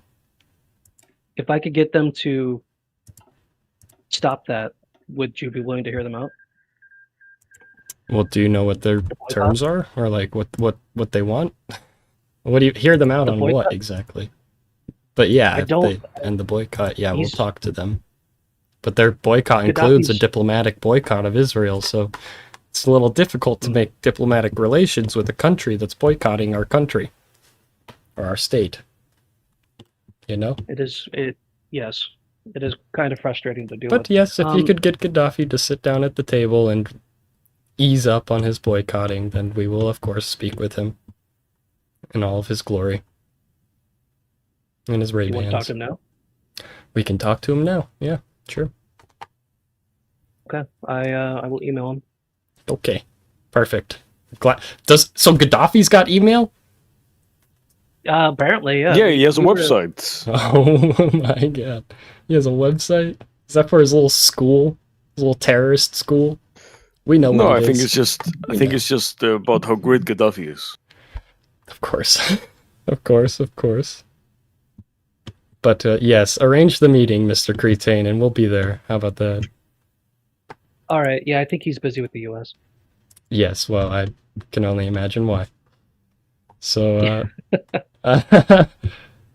so going back really quick, the Syrians are dropping their claim on the Golan Heights. Is that correct? Is that true? Is this right? If you agree to it, we feel that maybe the Knesset will. If we agree to them, to what exactly? I don't remember that part of the conversation. Okay, well, maybe you should arrange that meeting next, after the Libyan one, and then we could all talk about it. Like Israel should have been included to begin with, but that's fine. For some reason, they didn't want Israel to be there. Oh, some reason. Yeah, I wonder why they wouldn't want Israel there. They're lucky I didn't just blow the... Never mind. They're lucky, okay? They're lucky. I could have blown their whole meeting up. Figuratively, of course, with my political presence. Of course. Figuratively speaking. Figuratively, yes, figuratively. Politically annihilate them, so to speak.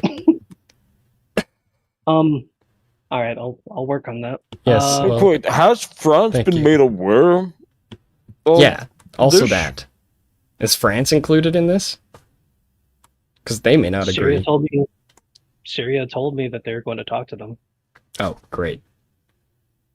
Okay, well, thank you, Mr. Cretain. I appreciate it. Let me know when this talk happens, and we'll be there.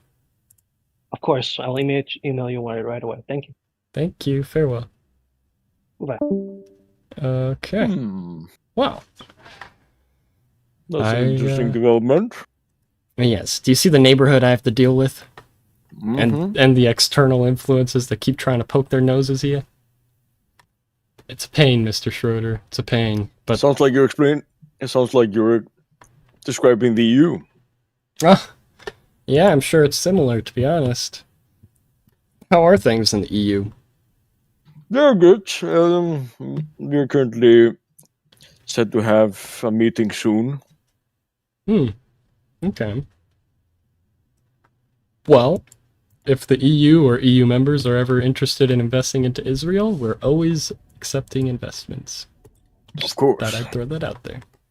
But thank you, Mr. Schroeder. I'll be going back to Tel Aviv now. Very well. Farewell. Before you go, we'll see real quick. Yes. Is my phone bugged? Is your phone bugged? What do you mean? You give me a phone. Oh, yeah, out of character. Is it a bomb or is it bugged? It's not a bomb. It's not a bomb. It's probably bugged. Yeah, it's bugged. It's probably bugged? It's bugged. Okay, it's bugged. It's bugged. Okay, good. Excellent. It's bugged. So if I hear any suspicious conversations, let me know. Yeah, I will. Sweet. Okay. But no, it's just a gift for a friend, Mr. Schroeder. Yeah, of course, a friend. Okay. Farewell. Thanks for the money. Farewell. All right. I consider that was a success. The UN's gonna happen here in 30 minutes. I haven't had a chance to make any posts. What is this? Okay, it's only 20% chance that our corruption goes up. Let's just test the waters. Fuck! Fuck it, we're corrupt. We're getting corrupt. That's fine. Well, corruption never hurt anybody, okay? Never hurt anybody. We just get a little bit more rich. Just a little bit more rich.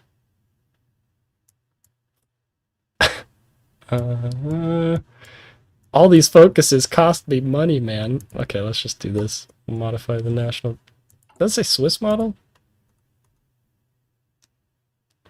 Yeah, no, we're gonna cancel that really quick. Not yet. We're gonna learn from our mistakes, I feel like. Just in case anybody sees that. Place uncontrollable mafia with powerful air mafia. Where's that? Oh god.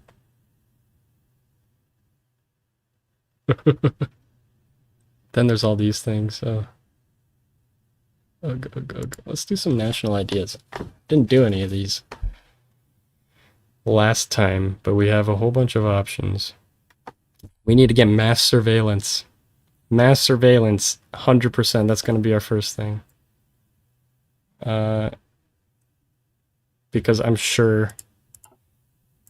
am sure, not only is it a hunch, but I'm near positive that Iran is fucking spying on me. And I haven't caught a spy, and I've upgraded it.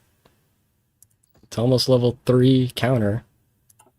So I'm a little surprised we haven't caught one yet.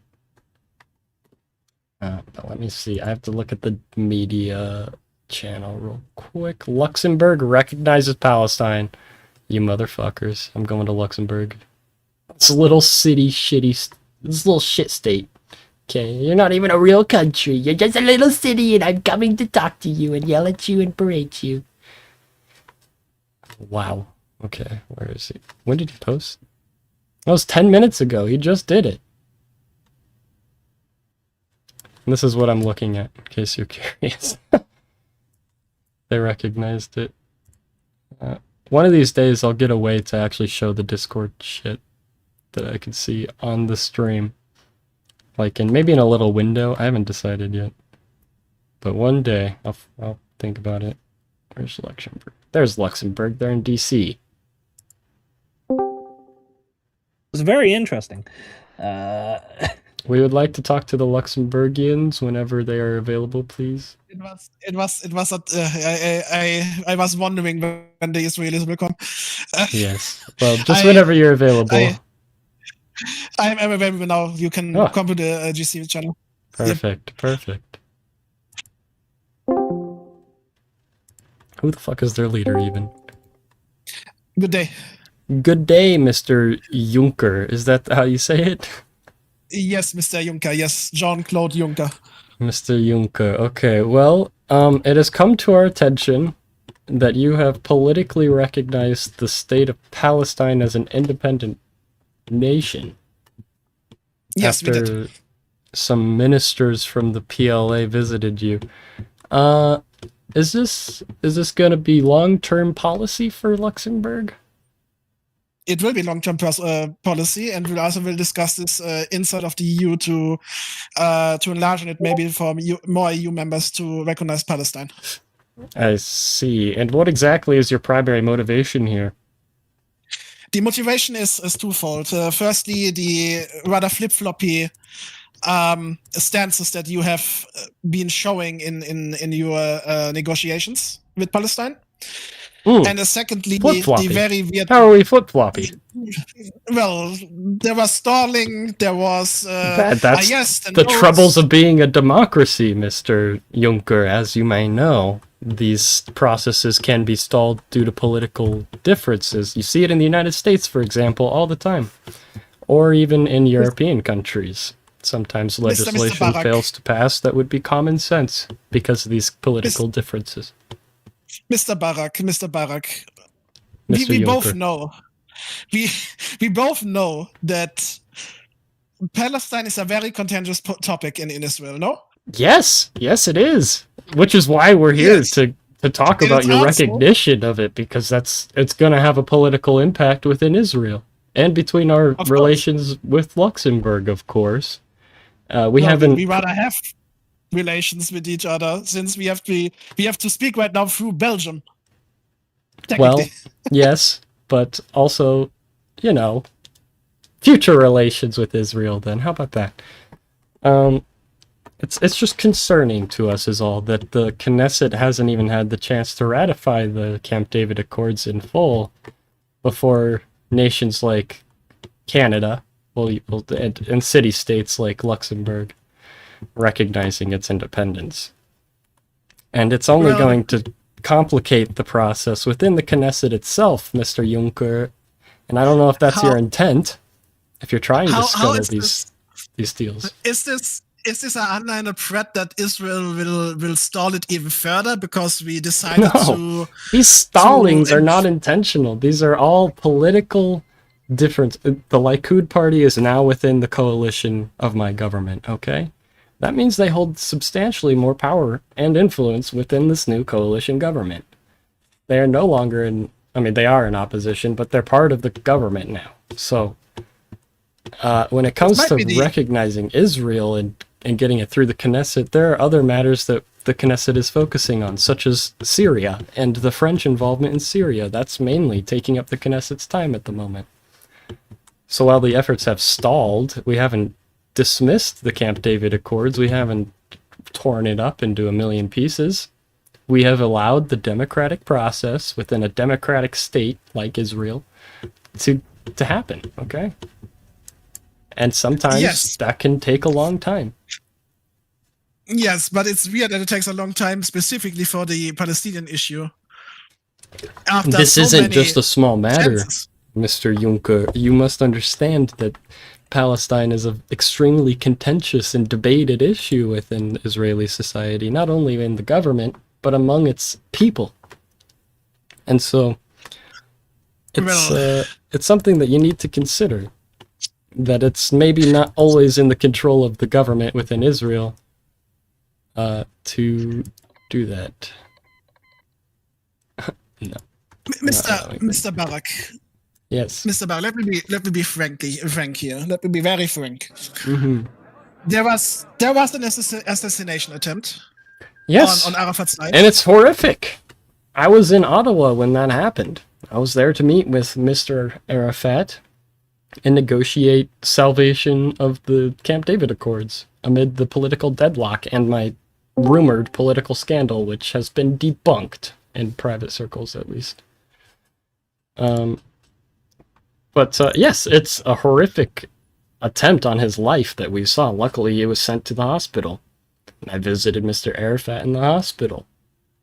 So, Mr. Juncker, if you're implying that Israel had a hand to play in this, then I should assure you that we did not. I was simply present in the same city. That's all. Oh, I'm not implying that Israel has anything to do with this. I'm just simply stating that the time when that happened is just too convenient sometimes. I'm not implying anything here again. Well, given the tense political atmosphere we exist in, isn't it expected at some point that those situations will turn into violence? That rhetoric will create violence at some point, Mr. Juncker? Just like yes, but it's recognizing just... Palestine might create violence at some point. But where? Are you saying that in Luxembourg? It could be anywhere. I mean, it could be in, let's say, for example, Berlin. Germany's a great ally to Israel. But for example, Berlin, there's a... Oh, hello.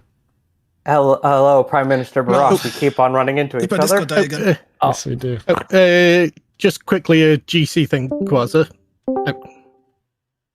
Hello? Is it working now? Yeah. Sorry. Yeah.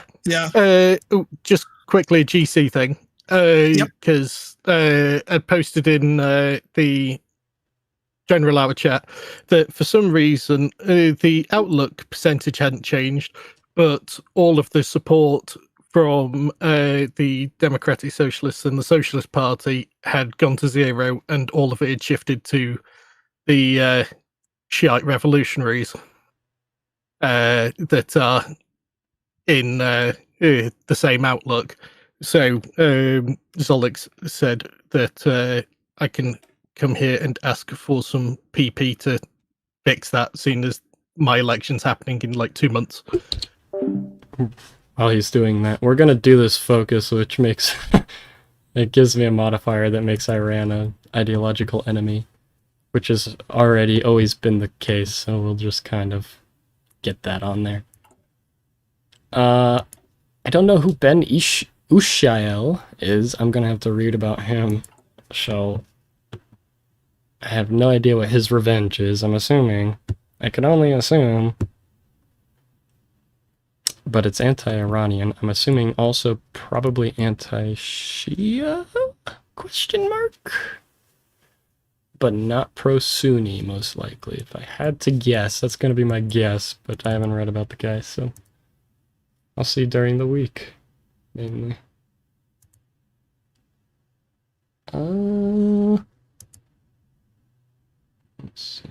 I got pinged in another post. Operation Mycelium. Oh.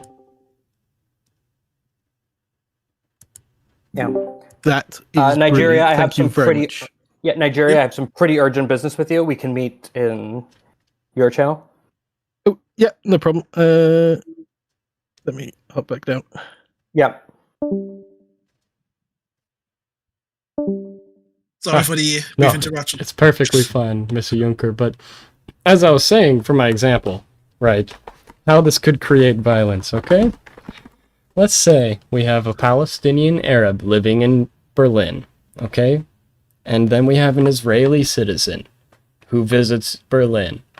And now these tensions have been overblown in our region in the Middle East, that those effects start to be seen within your countries, like Berlin, where you see Arabs and Israelis fighting in the streets. We don't want that.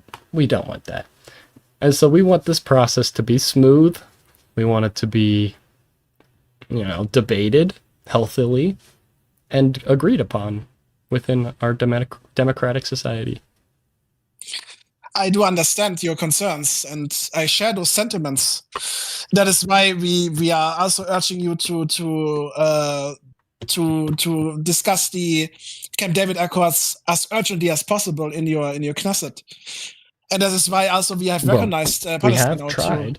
we've pushed the Knesset to talk about the Camp David Accords, but at the same time, there are new security issues, there are new political matters being developed constantly that their plate is a little overloaded at times, so it stalls the process. And as for example, sometimes political decisions from other countries can stall the process, like when Mr. Gaddafi in Libya tried to oppose what we had drafted, and so we stalled it, and and then he's since abstained from it now, so that's something. Sometimes stalling politically, Mr. Juncker, can have great benefits to situations. Don't you agree? I do agree, Mr. Barak, but the urgency and the situation in the West Bank is something that needs urgent care. And in my view, I will not say how you have to run your country or your Knesset, right? I will not say that. Mm-hmm. But in my eyes, that should take full attention from your government to resolve this as fast as possible and as cleanly as possible. Well, of course, we have committed vast government resources and time to assessing the Camp David Accords, and they've ratified a third of it, so that's something. But, of course, the process is slow and lumbering. But you have our assurances that the government is, without a doubt, trying its best to facilitate peace between our two peoples. Look, that's very good to hear, but then you should also have no issues that other countries might be recognizing Palestine as an independent state. If all you want is peace. Repeat that again, Mr. Minister, I'm sorry. Well, then you shouldn't have an issue that other countries recognize Palestine as an independent state. If all you want is peace. I mean, our Knesset hasn't even ratified or recognized Palestine as a state, a legitimate state. The Prime Minister did sign off on this, but we're not a dictatorship. He is not the final say within our country. It does have to go through democratic processes, checks and balances, and ratification processes, which could take years. I do understand, but then again, how the Knesset doesn't rule Luxembourg or Canada? No, it does not. But your recognition of a state that is highly contentious within Israeli politics has cascading effects with our ability and to enforce our security for one, and our ability to pursue our goals in the region, which is promoting security for Jewish Israelis. We are a Jewish state for people who have been kicked out of countries all around us. What about the protection of the Arab minority in your country? They're protected. They're allowed to go to Jerusalem. They can visit holy sites. They're allowed to practice their faith. Granted, they make up a minority, roughly 20% of our population, but they still are moderately free within Israeli society compared to what happens in other Arab countries that they come from. And they choose to be here. They choose to stay in Israel because it's safer in Israel. So I hope that answers your question. It does. It does. I'm just a little bit baffled by your opposition of us recognizing Palestine. I understand. Well, it's not a state. That's why we're opposed to it. It hasn't been ratified or recognized by our nation as a state, and it mainly depends on our recognition of it being a state for it to become a state. Do you agree? I do agree. Preemptive recognition, which could potentially circumvent these legal and democratic processes, would be bad. Wouldn't you agree? Well, yes, but in that case, it is your government that has to deal with this. The Luxembourgian consensus is that Palestine is a state. We always supported the two-state solution. We always did. So do we. That is also. Well, so does the Yahud Prime Minister, I should say. Not all of Israel agrees to it, of course. Yes, that's also one of the reasons that we don't have so great relations between our countries. If you, I mean, we don't need to beat about the bush here. I'm aware that you have no embassy in Jerusalem. Don't worry. But, and it's not necessarily surprising of Luxembourg to do this, but it sets a dangerous precedent for nations that might be more powerful than Luxembourg to follow suit, which is something that we may have issues with and could dramatically alter the security situation within the Levant. So, we just want you to be cautious in that, that's all. I do not want to imply to put words in your mouth, but it sounds awfully a lot like that you're threatening things happening if other states follow suit. We do not want Mossad There are in no our country. threats. We don't have the Mossad in Luxembourg, my good sir. That would be a waste of government resources if we had them in Luxembourg. No, I'm I sure you don't assure want to be recognized Palestine. I'm sure you don't know. I'm just stating. Look, we are not here to intimidate you. Well, we're not here to threaten you. We're not going to fight you. We're not going to bomb you. We're not here to assassinate you. Okay, Mr. Juncker, I don't know what conspiracy theories you've been hearing about this Canada situation, but you better not do that, because that will be Article 5 with NATO. I'm telling you, we have no intention to do that. Don't worry. It's not something that you need to worry about, my good sir. I'm just trying to remind you. For all the more trigger-happy Mossad agents in your country. Naturally. Well, the Mossad is a part of the executive authority within Israel, so they are an executive governmental position. They also specialize in intelligence gathering, but they do other things, okay? It's not just what you know them to do. Well, maybe throughout the Cold War, perhaps, yes, if necessary. Yes, there were a lot of incidents. Even I mean, the Luxembourg, Mossad is responsible for hunting down former Nazis that escaped justice, don't you think? Don't you think that that's a good thing, Mr. Juncker? I mean, sure, Nazis should be prosecuted. Nazis. I think that they should too. Be killed. But they should not be killed. There should be a should fair... not be killed. Well, tell that to the British in the United States, who killed many Nazis during their war against Hitler. Yes, it was war. That naturally comes with that. So was ours. I mean, we're always at war with the Nazi ideology. And war never ends, yes. Mr. Juncker. The war never ended. Everybody should be at war with the National Socialists, but they also, even though they are quite frankly disgusting human beings, they should have still the fair courts and there should be like a fair. Would they have process. Afforded their victims a fair trial, Mr. Juncker? Would they have afforded the people that they would have slaughtered in cold blood that same luxury? No, they did not. But let me ask you one thing. No, they did not. Are you really better than them if you just kill them on the streets like pigs?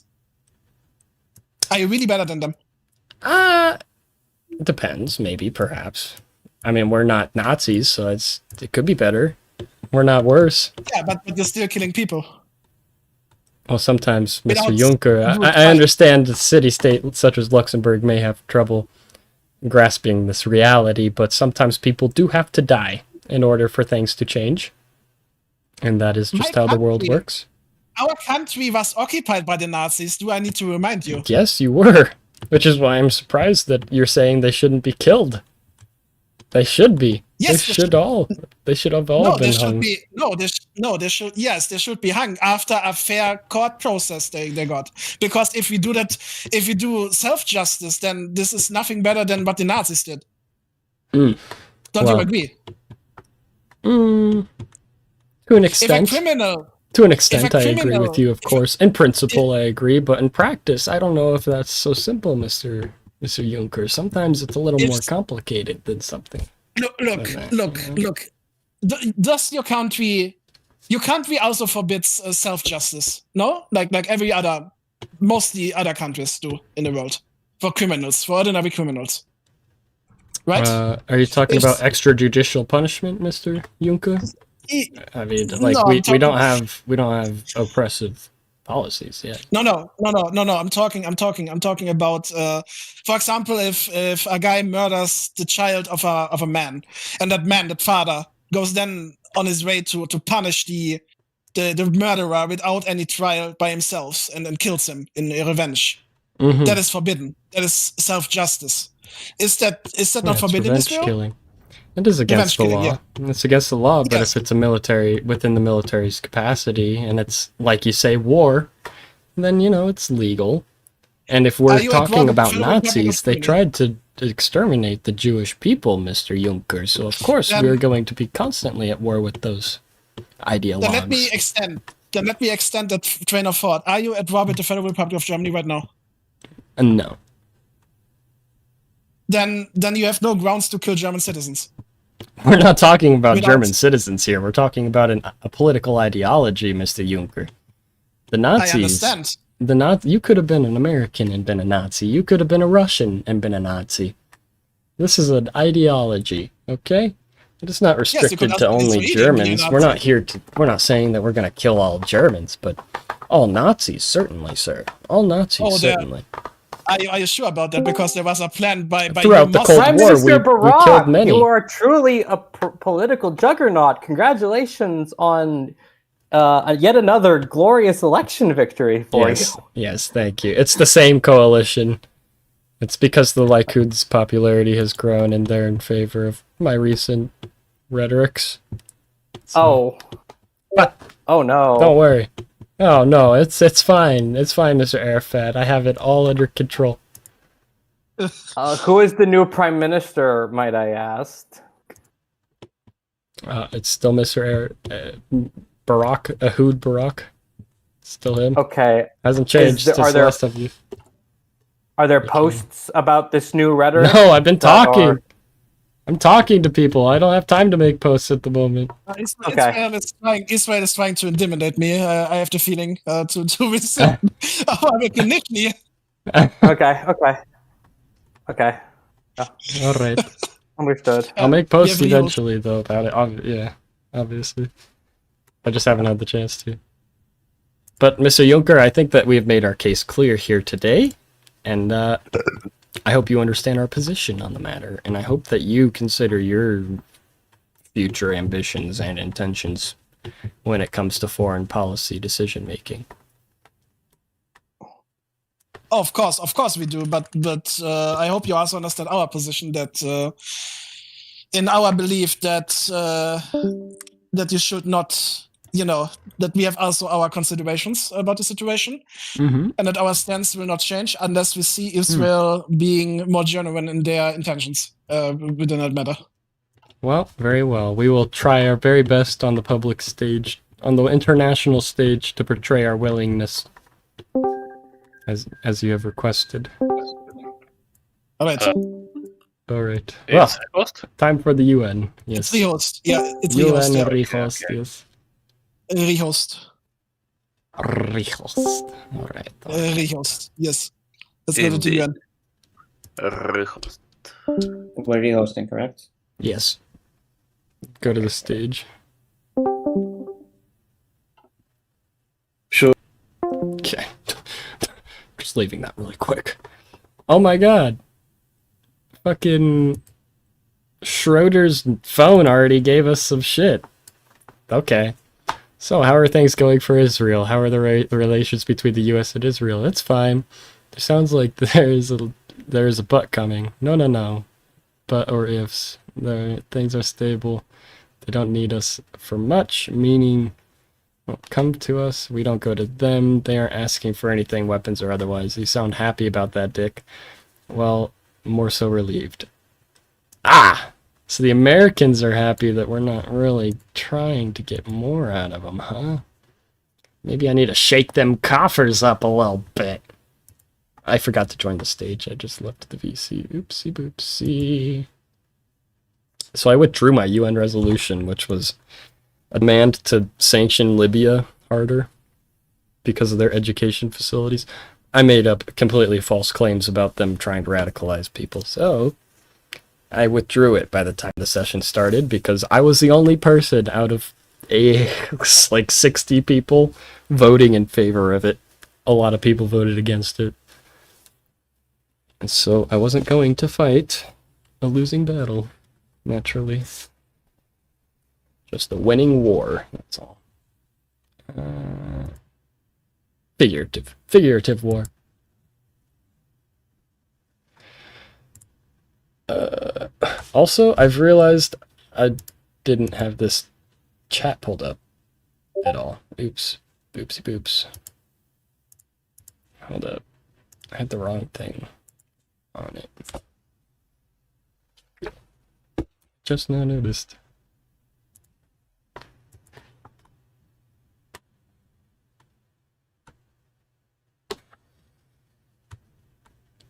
Arafat called for his elections from the White House?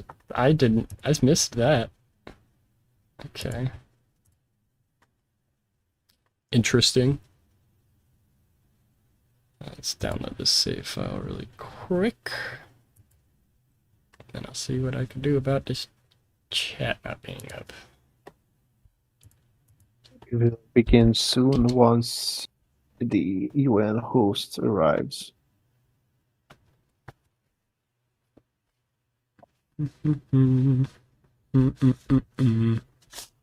I'm just a boy. What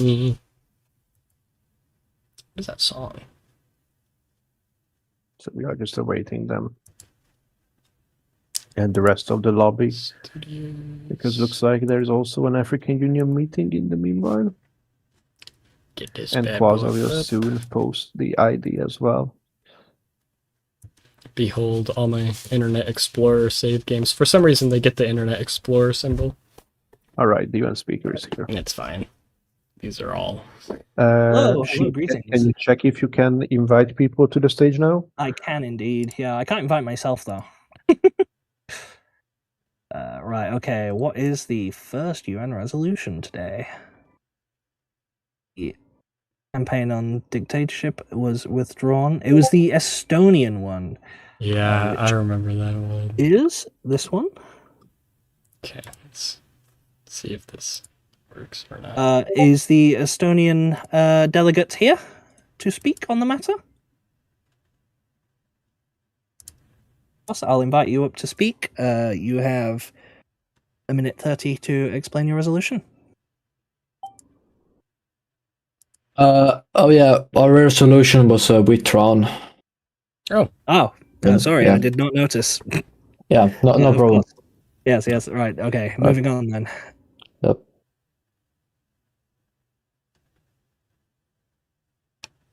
Right, so the next one would be the recognition of the state of Palestine and support for a negotiation of two-state solution. No!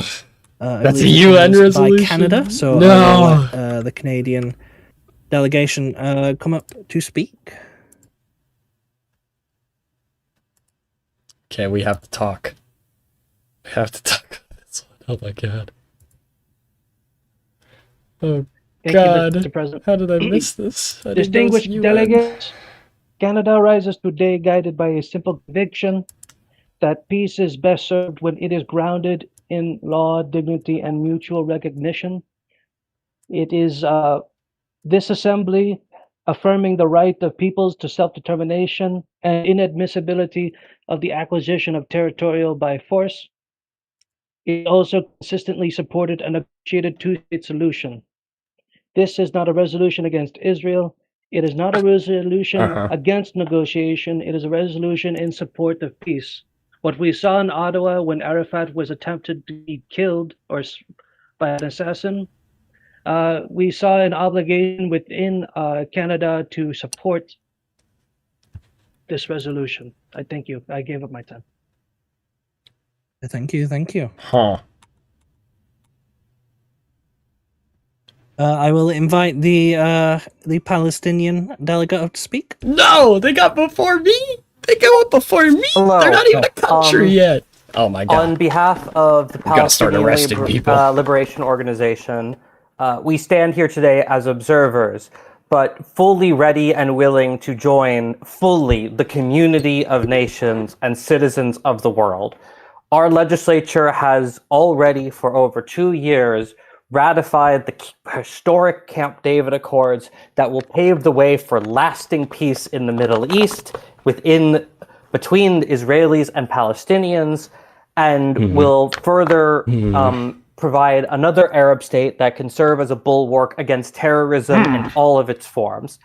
We wish for nothing more than to enjoy the rights and privileges enjoyed by all other nations, and to enjoy the fruits of peace, security, and democracy. We call upon all men and women of goodwill throughout the world to support our cause and to support the ratification of the Camp David Accords and the passing of this. God, I'm trying to think of what I'm going to say. UN General Assembly resolution. And I yield the remainder of my time to the chair. Thank you very much. I'm going to take a crazy ass position, I think. I now invite the Israeli delegation up to speak. Thank you, Mr. Chairman. We would like to express deep concern that the Canadians would try to circumvent the peace process taking place between Israel, Palestine, and various Arab states by pushing this UN resolution.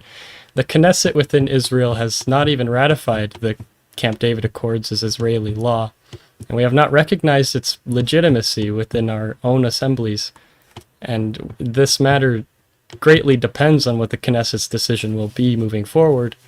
And we would caution every member of this community to be very careful going forward with our recognition of a state that hasn't been recognized by its future neighbor if it ever becomes one. So thank you very much. We're just contradicting I now invite ourselves. the Egyptian delegate up to speak. We've got the Likud in the coalition now, so Barak's his policy's going to have to adapt a little On bit. 15th of November 1988, Egypt formally recognized the State of Palestine. Egypt has worked for decades to give the Palestinian people political standing and a part toward being a recognized state. It was that in Cairo in 1964, the Palestine Liberalization Organization was established. We helped to negotiate the Cairo Agreement in 69. In 78, with the first Camp David Accords, we demonstrated that even the conflicts that go through decades can be moved to the dialogue. We have affirmed Israel's right to live in peace and security, while equally defending the Palestinian right to self-determination. This resolution is rooted in long-standing United Nations principles. Recognizing the State of Palestine does not replace any negotiations, but it only strengthens them. Thank you. I'm going to have to ask you to finish up there. Of course, Egypt supports this resolution because peace cannot be achieved without justice, and justice cannot be postponed indefinitely. Thank you. Thank you. We'll let the Luxembourgian delegation speak. Thank you, Mr. Speaker, Mr. President. Well, we have to share something great concerning the Israeli They're going to delegation accuse me of came to threatening them. Luxembourg expressing their concern, but their concerns sounded more like threats than genuine I concern. knew it. They were saying stuff like we should be very careful about how we proceed, and it That's sounded not more like threatening. threats. And they were also like defending the past killings of the Mossad, which is concerning What? to us because it Okay, yeah, we did, actually. implies that they are not really we kind of did, following actually. international law and are not intending to do the same with here. This is not we true. are fully expressing our support for the recognition of the state of It's like half true, Palestine. half not true. And we ask the international community to put maximum pressure onto Israel to for them to finally recognize the David Accords. Thank you. Thank you very much. Can I please go back up? Please. Please. Saudi delegation up to speak. No. Thank you. Saudi Arabia is a bit concerned by the stance Israel has taken on stating that it is through alone their decision and their unilateral thought, and not the world's unilateral thought, that Palestine should be recognized. Yeah, fuck the world. Palestine deserves recognition. It is a state of people who have long deserved that right Fuck and the have world. been denied that right. Fuck the And I world think straight it from is the very underground. important that we as the UN recognize it as Straight our from a duty to desert do what is town. morally correct, not what is seen as correct by certain state actors. We hope that Israel will look to the Camp David Accords and will agree with them in order to open up doors not only with their neighbors, but with the rest of the Arab and Muslim world, who are more than welcome to changing our relations should steps be made towards it. We yield our time. Thank you very much. We will give the floor to the Libyan delegation, and then from there we will move on to the vote. Alright, fine. Thank you very much. I think this is a ridiculous joke how the Israelis are behaving here in front of all Every of us. UN session has been brothers and sisters, starting out Arabs, this way. international colleagues. Just We roasting cannot Israel. believe that this settler state, who should cherish every Palestinian right now for the fact that they are speaking to you, that they are talking with you, that they are interacting with you, despite all of this. We cannot believe it that they are not supporting Palestinian independence, even after all sacrifices the Palestinians have done in the Camp David talks. Libya is not the biggest fan of the Camp David Accords, but we are doing it. We are supporting it for Arafat, my brother, who is a target of Mossad. Everybody knows this. Mossad seeks to Fake kill news. Arafat because they want to prevent a Palestinian state. Libya is evidence of this. I should have We cannot spoken believe this. last. Holy shit. They are fools. I The didn't Arabs are realize that behaving I'd like fools, get but Libya will do accused of whatever such we can to wake them up. blasphemy. We will always I speak must the ask you truth. to wrap up The the. Palestinian people will be free, and Arafat will be safe. Thank you. So it turns out that we have a less UN Arafat is UNGA older than the resolution. state of Israel. Thank you. We have less UNGA resolutions than I believed, so we've got more time to add to this one. I will invite the Great, I'm gonna put my hand back up then. Fuck. English delegation up, the British Well. delegation. Israel needs to combat these rumors. Yes, thank you, Chairman. Gentlemen, I've put forward an amendment, and you could see it's vastly unpopular, but I think some people are missing some of We the points of support that. The United Kingdom has consistently supported the establishment of a viable and independent Palestinian state. However, there are going to be some complications with recognising them before negotiations have finished. To be clear, I'm not denying Palestinian rights or the right to be a state, but there are key final status issues that have not been addressed before we can recognise the state, including borders, security arrangements, the status of Jerusalem. All these require agreement between the parties of Palestine and Israel, and these just have not happened yet. Negotiations need to happen before recognition. This seems like the only sensible way without issues in the future. I do implore you. A negotiated outcome is essential to guarantee the security for both Israel and Palestine and secure the future of a Palestinian state that is viable. That is the only point I'm trying to get across. I Must ask you to wrap it up. Thank you. I will invite the Indonesian delegation up.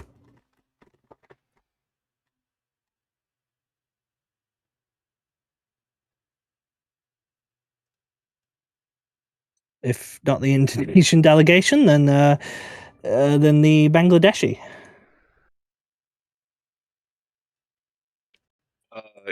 Yes, we do believe it's kind of ridiculous because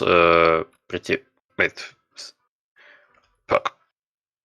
Sorry, I have to wish. Oh, okay. Bangladesh just left.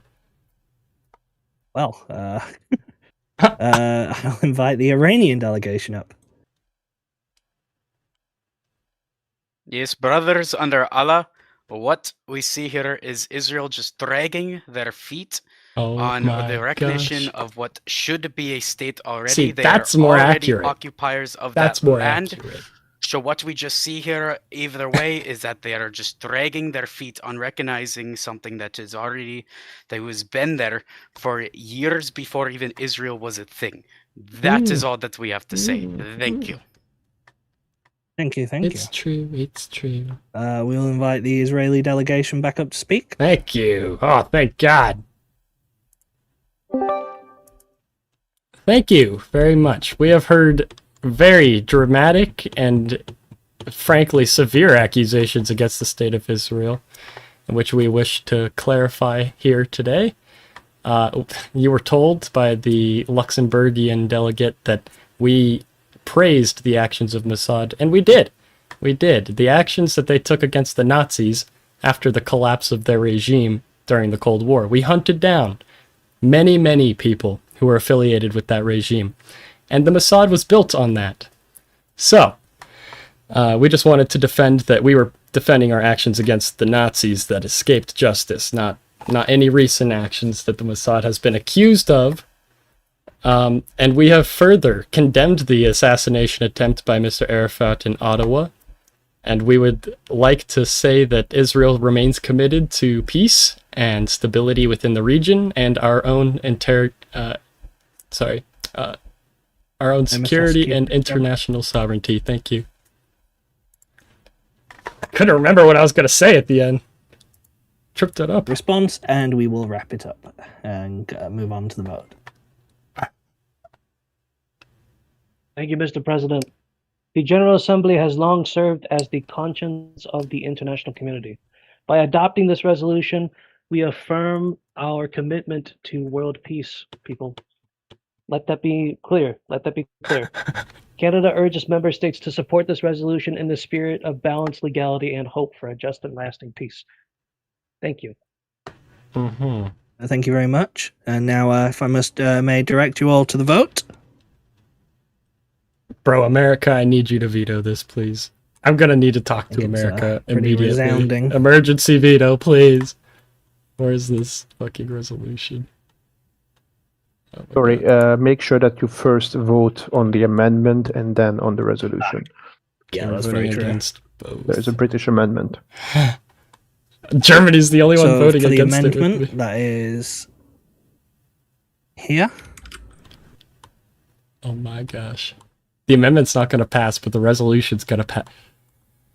I need America. That's my only hope. Otherwise, I'm going to have to actually violate international law, which is not going to be good for the West. So, dear Mr. President, please veto That seems to be this not really moving anywhere. That is Palestinian resolution. a resounding in the no UNSC with 13 This ayes, undermines 29 nays. Peace process And then the could threaten Israel's main ones, sovereignty. of course, that's a resounding yes of 2 nays, invest 34 ayes, and 15 abstains.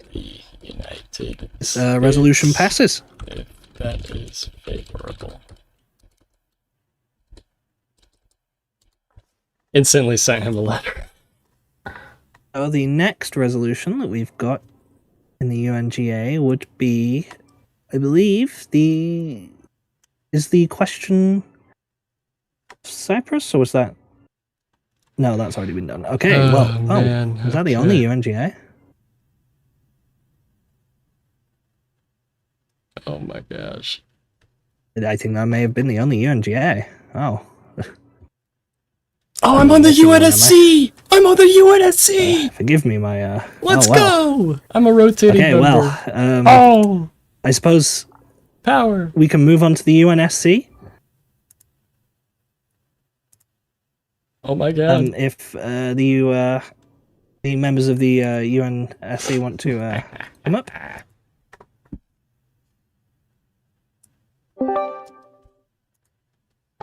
Thank you, thank you. So the rotating member for this UNSC are Georgia, Cuba, Nigeria, Israel, and Australia.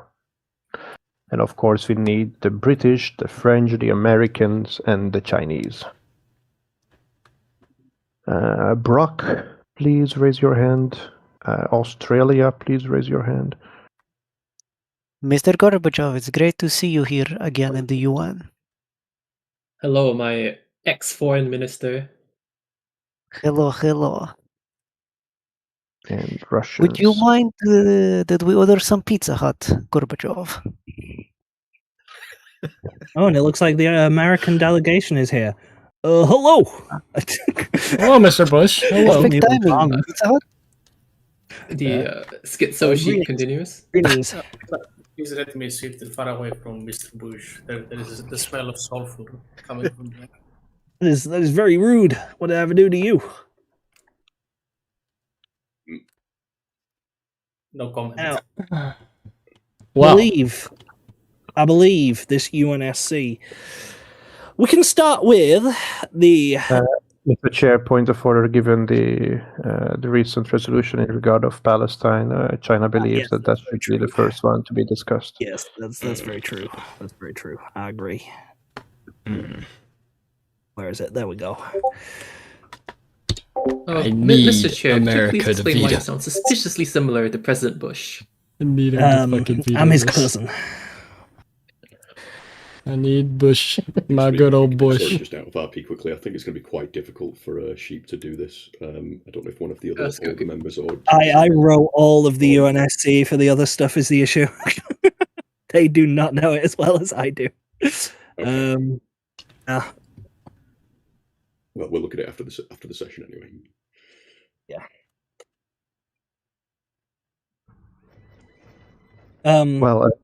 But of course, we'll start talking about the Palestine one then. Yes, if I may, Mr. Chair. Yes, you may. It's the UNSC, so you all may. Yes. The Nigerian delegation brings this forward on the basis that Palestine has been repeatedly recognized by the United Nations as having a right to self-determination, and that following the 1988 declaration, it is now over half of the nations of the world that have already decided to recognize the state of Palestine. However, you will note that in our in our resolution, we have not established an obligation for any individual nation to recognize the state of Palestine. This is because there are a great number of countries in the United Nations that, for one reason or another, are not recognized by other United Nations members. That has not been a requirement in the past, and we do not see why that should now be a requirement that is held solely for Palestine. This is simply a resolution put forward to finally grant the state of Palestine full membership within the UN, so that they, especially considering the sheer number of resolutions that are related to the Middle East and the two-state process between Israel and Palestine, we believe that it is only right that Palestine should be elevated to full membership and given the same rights and recourse that the state of Israel is, and that we hope that the Security Council will accept this and grant them full membership, and we can then leave the question of whether individual nations issue diplomatic recognition of the state of Palestine for as bilateral discussions between Palestine and those nations, as it is with any other nation. We have a question. We thank you for the Nigerian very thorough explanation. China votes in favor. We have a question before we really cast a vote. We would like to know what kind of things that the Palestinian people are not afforded right now. You say self-determination, but they elect their own local representatives. They have their own armed forces. They have their own police forces. They act as a state in a way that what would this international recognition truly afford the state of Palestine? I understand it's a membership into the United Nations, but is that wise given the current divisions between that territory and its neighbors? We believe that the United Nations has not previously discriminated against a state because another state The General dislikes them. Assembly, no. But the United Nations Security Council, my friend, is a different story. And this may be the case. However, we are not our resolution is not requiring Security Council members to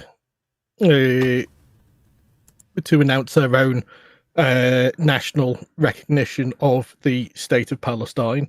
This is allowing them to more fully participate in General Assembly matters. But in order to do that, they would other... have to be recognized as a state. There are, as we've highlighted, there are a number of members within the General member Assembly, nations of within course. But the number of member states within the UN that are not recognised by other nations.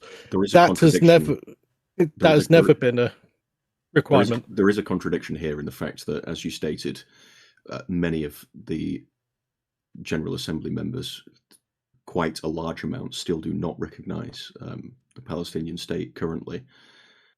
So how can we? Well, currently more than half do. But there was still a significant amount do not. Equally, there are a significant number of countries that do not recognise Israel, but we acknowledge that Israel has a right to be a member. Well, I think the numbers are quite a bit different, though. Do you have the numbers? Well, currently there are 101 member states of the UN that recognise Palestine. When was that census taken? This was taken as of this year. The latest country to have recognised the state of Palestine was Malawi in October of 1998. Do you have the number that don't? That would be currently that are UN member states would be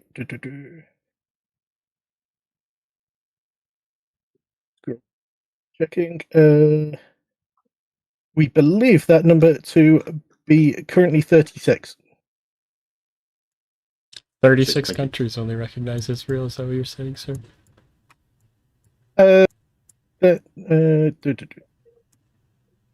Apologies, out of character. I'm just having to look through the big list of all the countries that recognise it. So that would be. Oh no, so that'd be 15.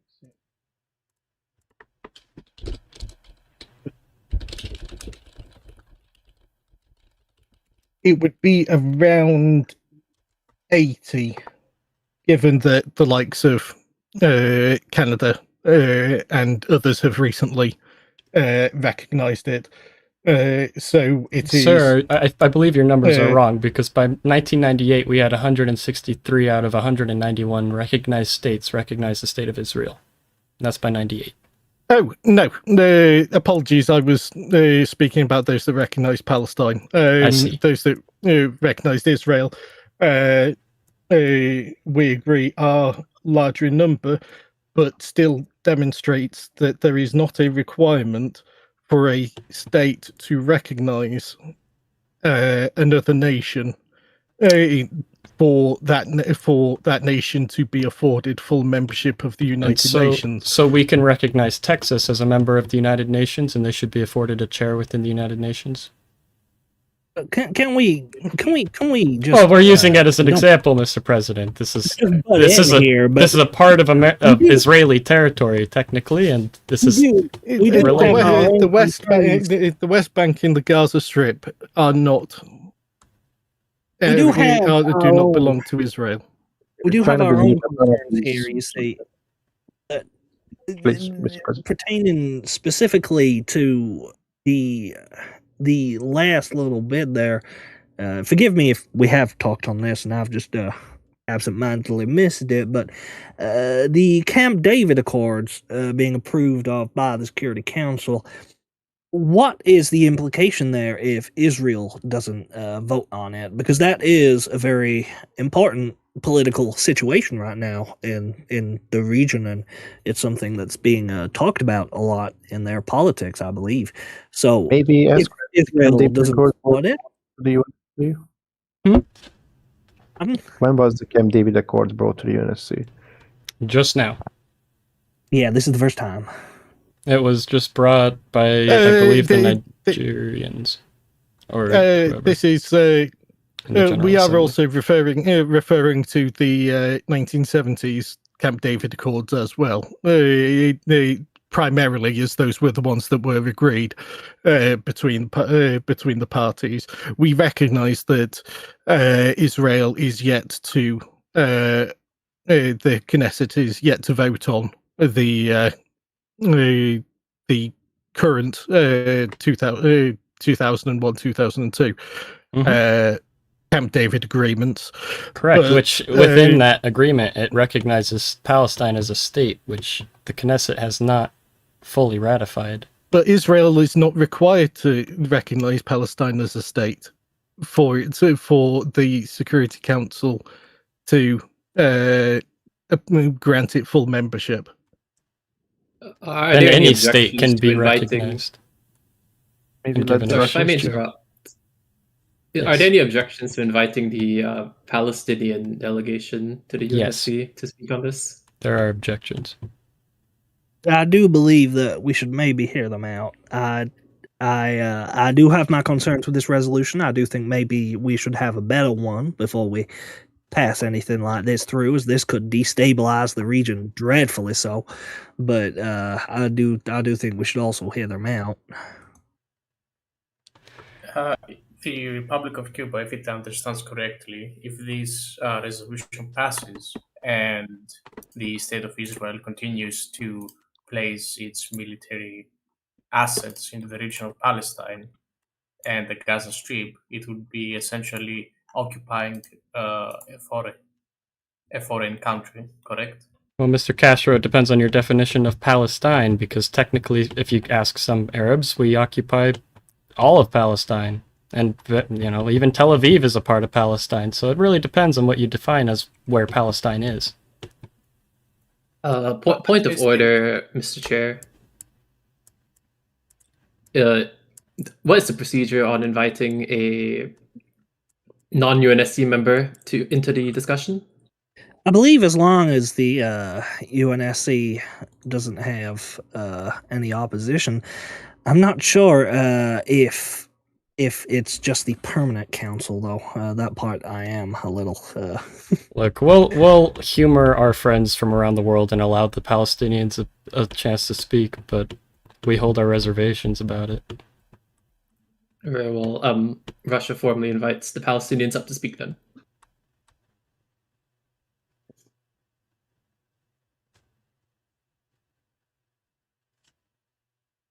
There we go. Hello. The Palestinian observer delegation to the United Nations would wish to merely clarify the fact that at the moment, 105 nations officially recognize the state of Palestine, and the state of Brazil is in the middle of ratifying and acknowledging the state of Palestine as we speak. Really? We humbly, yes. I do not know if they're in the political power deficit or not, but we just talked to them, and they frankly thought they already did recognize us. Nevertheless, we eagerly wish to join the United Nations for nothing more and nothing less than the rights afforded to all peoples in the rules-based international order. We wish for nothing more than to live beside our Israeli neighbors in peace and cooperation, to engage in mutually beneficial trade, and to uphold democratic ways of life. Despite living in relatively impoverished conditions, we have just recently held our second successful election, but a majority of the nations in the world, as we speak, acknowledge the existence of the state of Palestine. We have already on our end ratified the Camp David Accords. We are more than happy to address any and hear any other concerns that the Knesset has from us, But we have been waiting for any other objections from the Knesset for 2 years. And as of yet, no other objections to us have been forthcoming. There has been much debate. There has been much chatter. You can watch any Israeli news channel, and the incidents that happen in the Knesset are the highlight of every primetime news day. Yet, very little progress has been made. We wish for nothing else besides equality. We wish for nothing else besides one other seat at the table, as a majority of countries in the world have already recognized. We stand for peace. We stand for cooperation with our Israeli neighbors. We stand against terrorism in all of its form. And we beg you to please just allow us for equality. I yield the remainder of my time to the chair. Yes, given how much it's already taken, and given there are 3 very important resolutions by the United States, China proposed to move to the voting phase in this resolution. Could Russia make one final comment before we move to the voting phase? Very quickly. All right. We just wish to say that given the public sentiment, both globally and within Palestine, with regards to the Camp David Accords, we believe that if this UNSC resolution fails, that it might jeopardize security efforts in the Middle East and provoke the rise of more radical elements in Palestine. That's all. Yeah, we do think that a better resolution should really be coming here, but yes, we will vote on this then. We have no comments.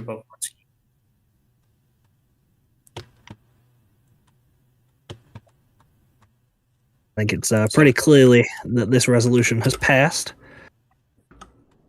Is there any objection by any permanent member states against it?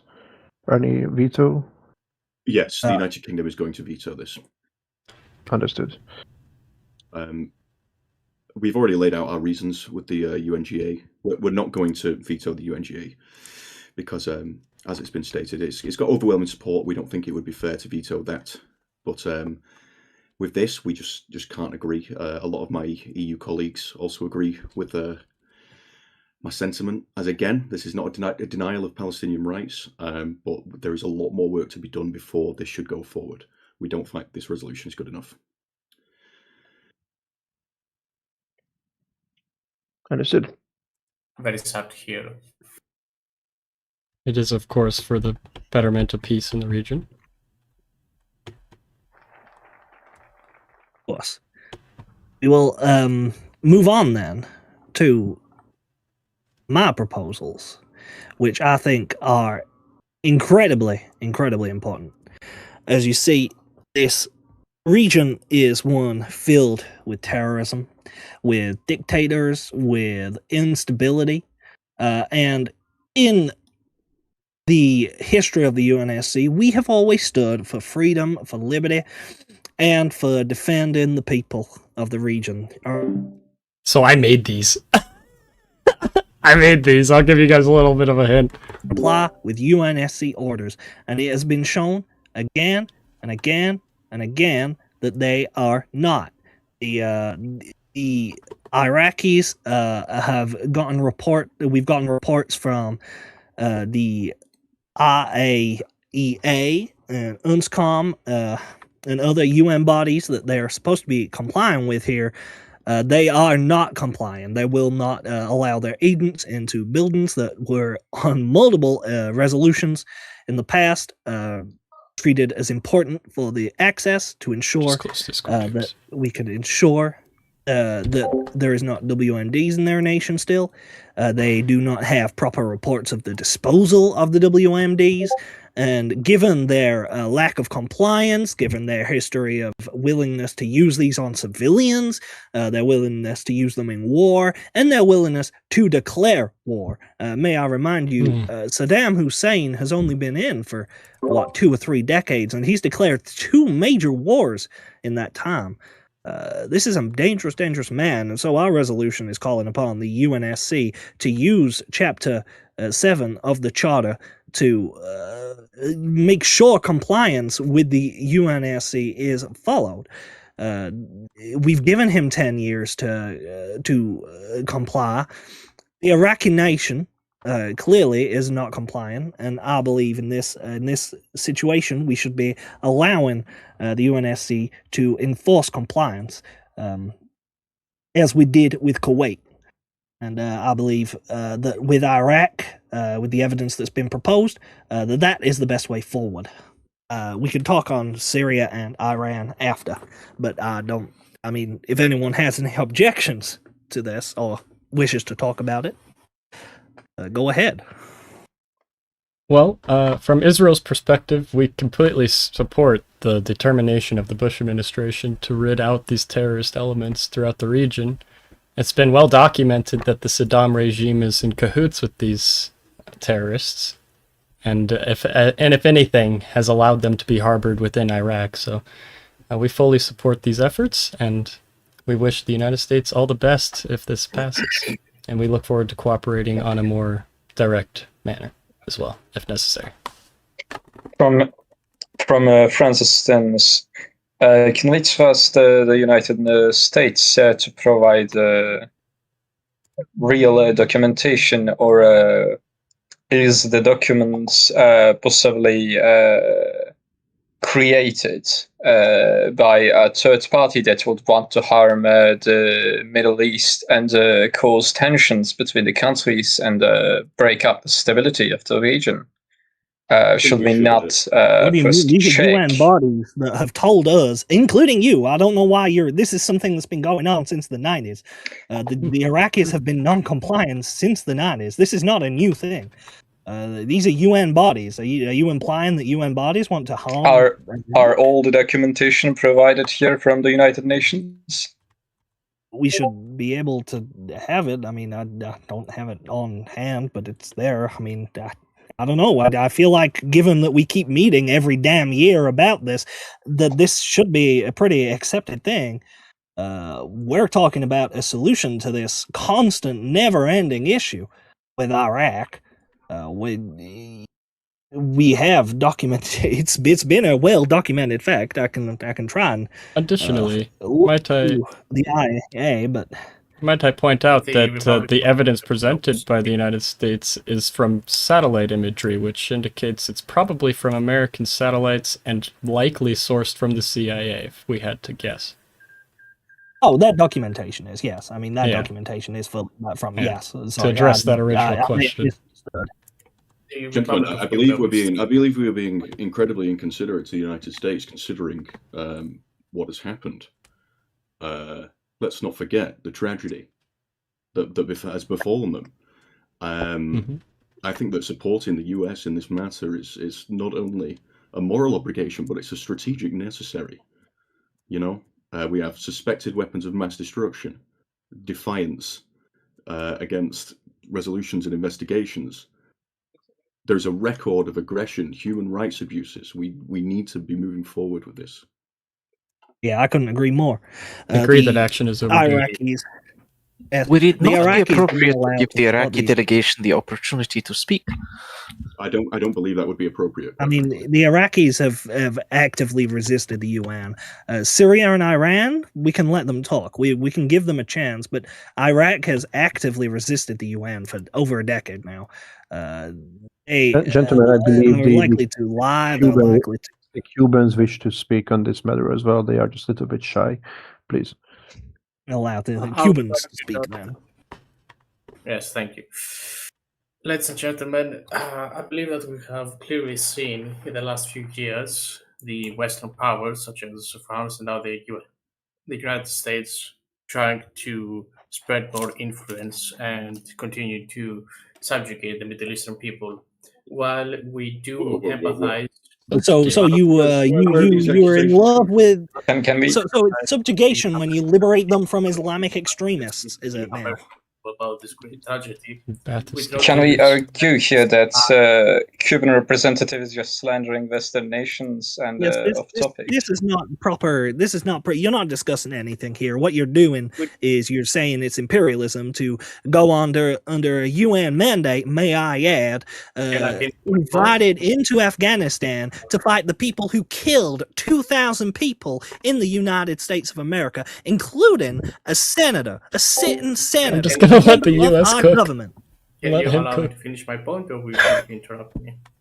Well, you may, but I don't believe it's. As I was saying, we do not believe that the terrorist act that was inflicted upon the United States is right for the United States to inflict another attack on the majority innocent people of Iraq. Do you say this when Saddam gasses his people? Innocent. Or do you just say we should let bygones be bygones? No, If anything, the people of Iraq. If anything, the people of Iraq need liberating from this madman. They need the help. We can't leave them subjected to a militant regime. Human rights abuses in Iraq are at an all-time high.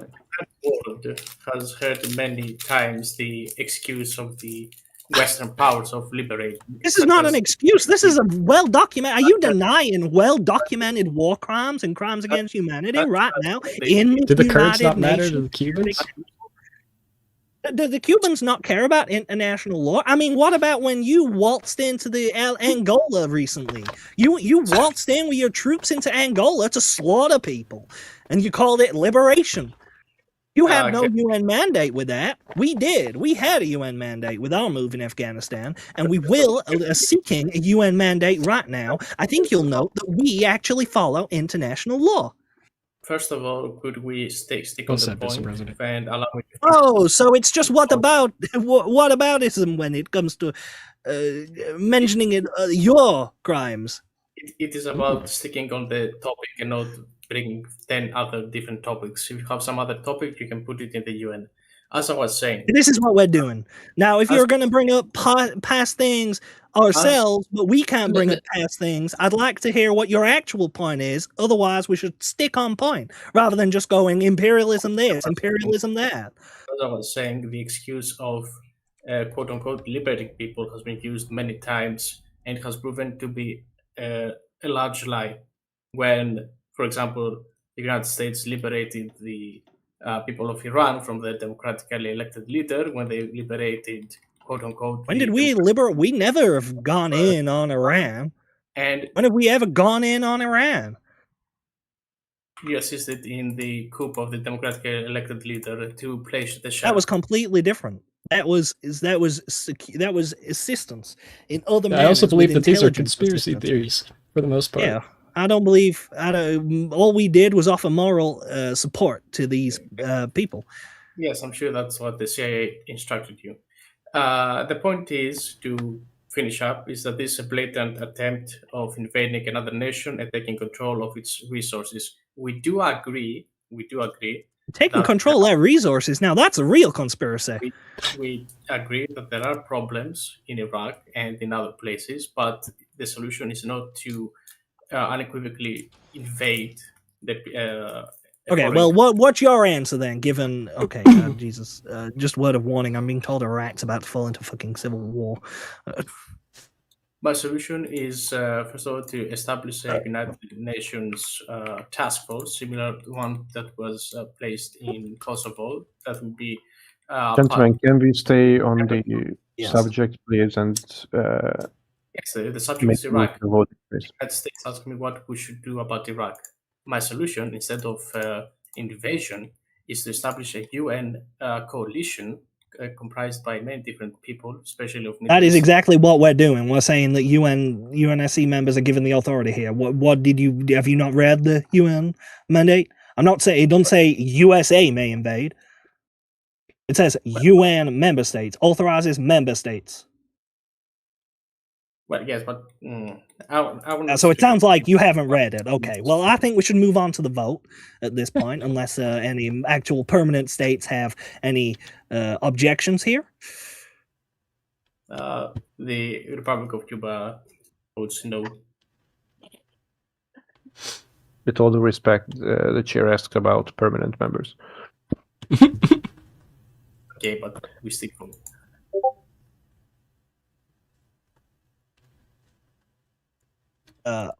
Well, it seems that we've got a 4 abstain and then 2 abstentions. Can you link the 5 abstentions? Can you link the thing? Oh, sorry. Oh. Yeah. There you go. Put the at. I did it for Thank you. you. Yeah.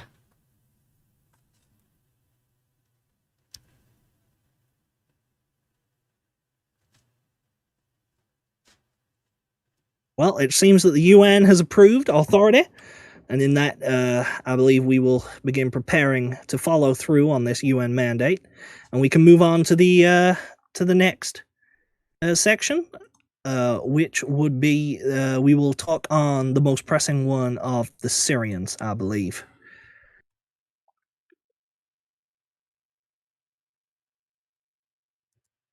Yes. Sorry, just very quickly, is Australia on the UNSC?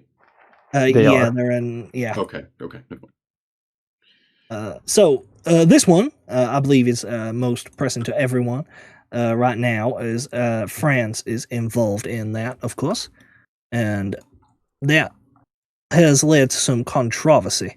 Now, our evidence, as we've put right there, as you may see, has shown that Syria is not just involved with, of course, crimes of its own, such as chemical weaponry and the such. Something that I would like to ask my friend here, my Russian friend, to support on the claims of chemical weaponry, as I have been told that the Soviets did help a chemical weapon program, one that they have not ended. Yes, in the 1970s, Premier Brezhnev, my predecessor, authorized Soviet assistance to Syria with their chemical weapons program. Well, there you go. There you have it. So the Syrians definitely have chemical weapons. This is something that we can confirm without Syria to explain their situation, and maybe they can shed light if these stockpiles still exist, or since then they were destroyed or not. We do have satellite imagery of these compounds, so I would say it's very likely, but you can. We'd like to hear some verification. How are you sure those are chemically storages through the satellite imagery? Through intelligence operations as well as defectors. We do our research. Is there any objection to invite the Syrian delegation? We can invite the Syrian delegation, of course. Unless there is an objection. We do not object, no. All right. I believe we can let the Syrians defend themselves. I would like to quickly point to a piece of evidence that's particularly got the American people, and I think it should get the entire world into a tizzy here. These Syrians, in a documentation here, provably and knowingly helped the transportation of Al-Qaeda terrorists into the United States of America, knowing that they would inflict an attack. And they did this prior to 9/11, and the identities of these fellas were 10 of the hijackers of 9/11.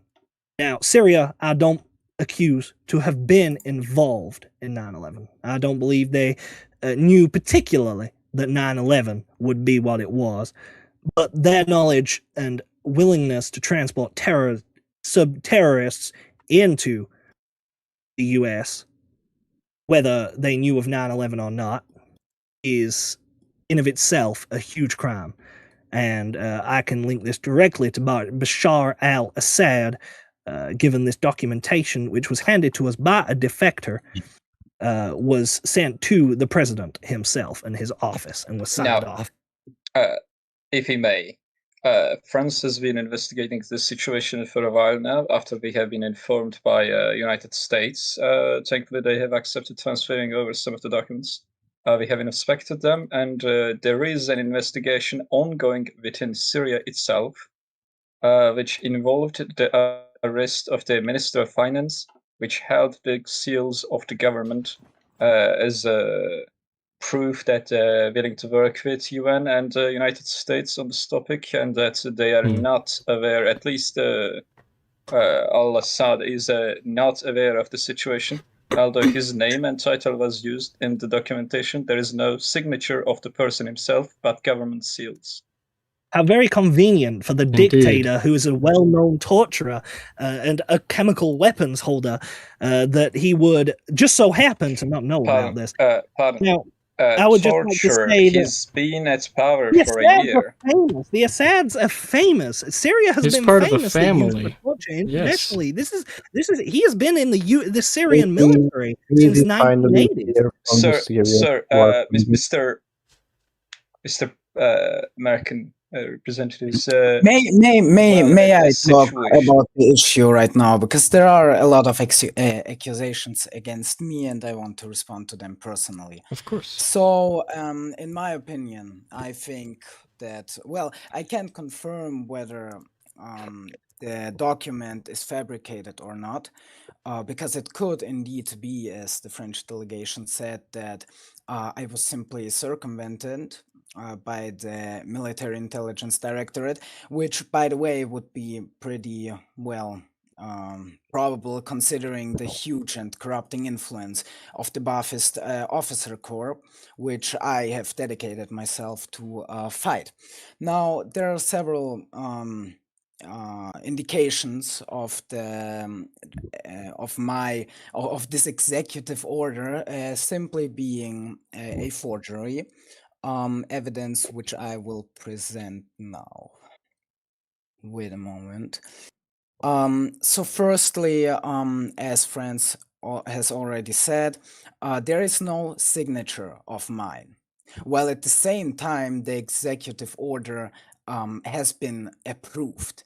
This is untypical for orders going to the Military Intelligence Directorate. You know, this simply doesn't Hey, sure. I happen am in sure such- that you. Wait, I'm sure that you didn't finished yet. do I'm not this finished because yet, you knew Bash. that I'm maybe not a finished yet. You've had documentation that your says Maybe I know listen that I'm to- traveling You have had terrorist. your Can time. we might have please issues. let the Syrians One at a time, Everyone, please. calm down. Maybe listen to I the need to Syrians in speak, full. Mr. Bash. So that's only one. I have sent Exhibit A. Now there is a second issue, namely the logo of the Military Intelligence Directorate is usually not placed in the way that we see in this document, indicating a forgery. Here is Exhibit 2, how it's normally done in the Syrian Military Intelligence Directorate.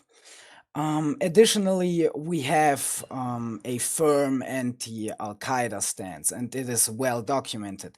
Even in private consultations and in negotiations with individual countries, including Turkey, France, and Russia, fighting Islamist terrorist organizations was always a security priority. For example, with Turkey, we discussed measures to fight the PKK and Al-Qaeda. Here is Exhibit 3. Additionally, the recent Franco-Syrian Damascus Accords also classify Al-Qaeda as a terrorist organization that must be destroyed, something we also discussed privately when designing and talking about the agreement. And then we also discussed extensive counterterrorism operations with Russia. We have here several exhibits proving this. Now, it wouldn't really make sense that we request counterterrorism support while at the same time having links to Al-Qaeda. You know, due to The Russian delegation would like to raise a point here. Yes, We also would. We'd like to just point out that the Syrian delegation is misconstruing misrepresenting the some of the information that's been revealed here, specifically the image that says, "In return, I'll hand over all information I have regarding Al-Qaeda." These were part of Russo-Syrian negotiations made in light of the American announcement on the war on terror and the axis of evil. Israel to bring would- Syria in What it compliance sounds with. like, but what the, no, What no, it no. I sounds sent like is this. a I little sent this because dictator of who got something caught. different. Israel Doesn't would want like to the face chance to the speak. repercussions. I would like my friend in Israel to speak. Thank you, Mr. President. We would just like to make a very important point that even the Holocaust during World War II was not signed off by Adolf Hitler personally. These orders never arose as evidence, but we know that it happened. Now, we can allow the Syrian regime to frame this as a falsification of evidence, or we could take action against a regime that is notorious for its brutality against its own people. And either way, the decisions that we make in this room today will judge generations to come. Will be judged by generations to come. So that's all we wanted to say. Oh, I would like to say that I've just been handed documentation. Well, I've been handed a note here. Oh, by sorry. the 1 second, GC. 1 second. Since this is taking a very long time and people are waiting, we're gonna table everything right now, the talks and play. All right. Can we just vote at least on? Can I talk about one? I want to No, address the no, points. no, you can't. Okay. No. We'll move on. Yeah, no worries. Thank Hermann you. Göring signed the Holocaust letter. We're leaving. I know, but I actually know that fact.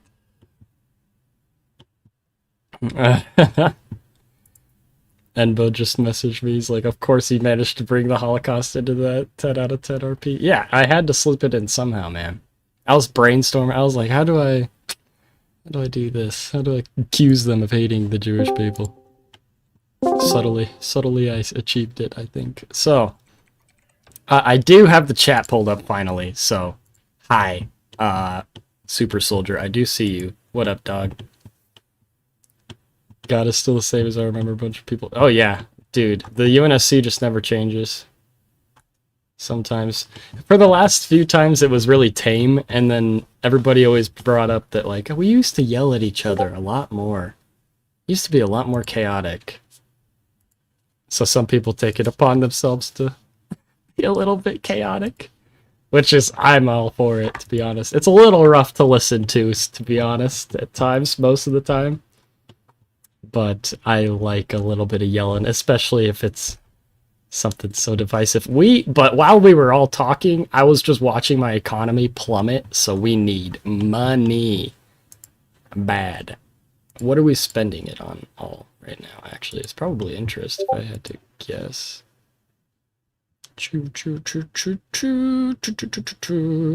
Addition. Okay, total. Additional. Hello. Greetings. Greetings. Well, what do we owe the pleasure of the Egyptians? Of course, a pleasure, really a pleasure. It is. After what happened, yeah. What happened? Maybe. What happened, Mr. Move? We exactly Mubarak. know what I'm talking about. You exactly know that. No, enlighten me. We're friends, okay? We're ally partners. We're allies of the Americans. We're partners in NATO. Maybe partners, Talk to me, Mr. Mubarak. What's going on? What's wrong? Don't talk to me. Prime Minister Barack, don't talk to me like that. Okay, I apologize. I'm so sorry. First of all, why did the Gazan people told me that there are 2 new tank brigades needed about that? The Gazans? Yeah. Ah, yes. Well, we're conducting some exercises in Israel at the moment. We haven't told the media about it, but I'm sure that they did notice the troop movements. But do not be alarmed. We were just simply moving some assets from one part of the country to the other. Israel doesn't have a lot of territory, so, you know, what is just being moved from one town could be being brought to a completely different border. So don't worry. Of course, that's why we haven't moved into Gaza. Asking. We haven't moved into Gaza. We haven't moved into the West Bank. Everything is perfectly fine. So I'm not accusing Israel of anything. Okay. That's good. And the second thing is, my friend, because, you know, I'm not accusing Israel that it's their fault that what happened in the UNSC today. But well, of course, you I have understand to- the democratic processes that must take place for us to recognize the state of Palestine within the United That's Nations, why I right? wanted to ask Prime Minister Barak why Mhm. there was no effort to move any work in the Knesset. Why? Well, unfortunately, the reality is that the political coalition that I led was too weak to actually push that legislation through. And now with the formation of a new coalition, as me as its head, because I have a reputation among some parties and good, techniques that I could convince people to join my coalitions temporarily. And with the membership of the Likud in our coalition, it's obviously going to create more internal opposition and give them more political leverage to stall the whole process entirely. And that was something that I was concerned about going into this new millennium. But, and it appears that I was right. It's a little weird that I didn't foresee myself being head of this new coalition, but it works. And that just highlights really the complexities of Israel's internal politics at the moment, especially related to the Palestine issue. And while I personally and my direct party supports fully the recognition of the Palestinian state, it makes it very difficult because of these political internal divisions to actually push that legislation through. So it's not that we've been inactive on actually pushing that through. It's more so... It has been over 2 years. Yes, Mr. Arafat, it's called democracy. I feel like you should learn it. How did you win your election again, Mr. Arafat? I'm sure it was rigged. You probably put paper ballots into there, huh? With a coat. Calm down. My point is that this is a democratic process, and it takes a few years. Mr. Barak. Yes. You know that I am not a stupid man. Surely we can agree on this much? Yes? I do not think you to be a dim-witted individual, no. If I were to rig an election, why exactly would I rig it so that I would have coalition partners that I was dependent upon in order to maintain my government? Why do any dictators and despots try to maintain their power and falsify elections? Or try to prove their legitimacy? Because they don't want action, Mr. Arafat. And I'm only you might be questioning why I'm saying these things to you. It's because of the political pressures that I'm under within Israel at the moment, with the Likud party being a part of my coalition. And their popularity growing, actually. And various other factions in Israel. So, like I was telling Mr. Mubarak here, I, on a personal level, fully support the creation of a Palestinian state. However, my constituents within the Knesset, the people I represent on an international level, they do not. And so it's called democracy, where they have to actually debate these things and come to agreements.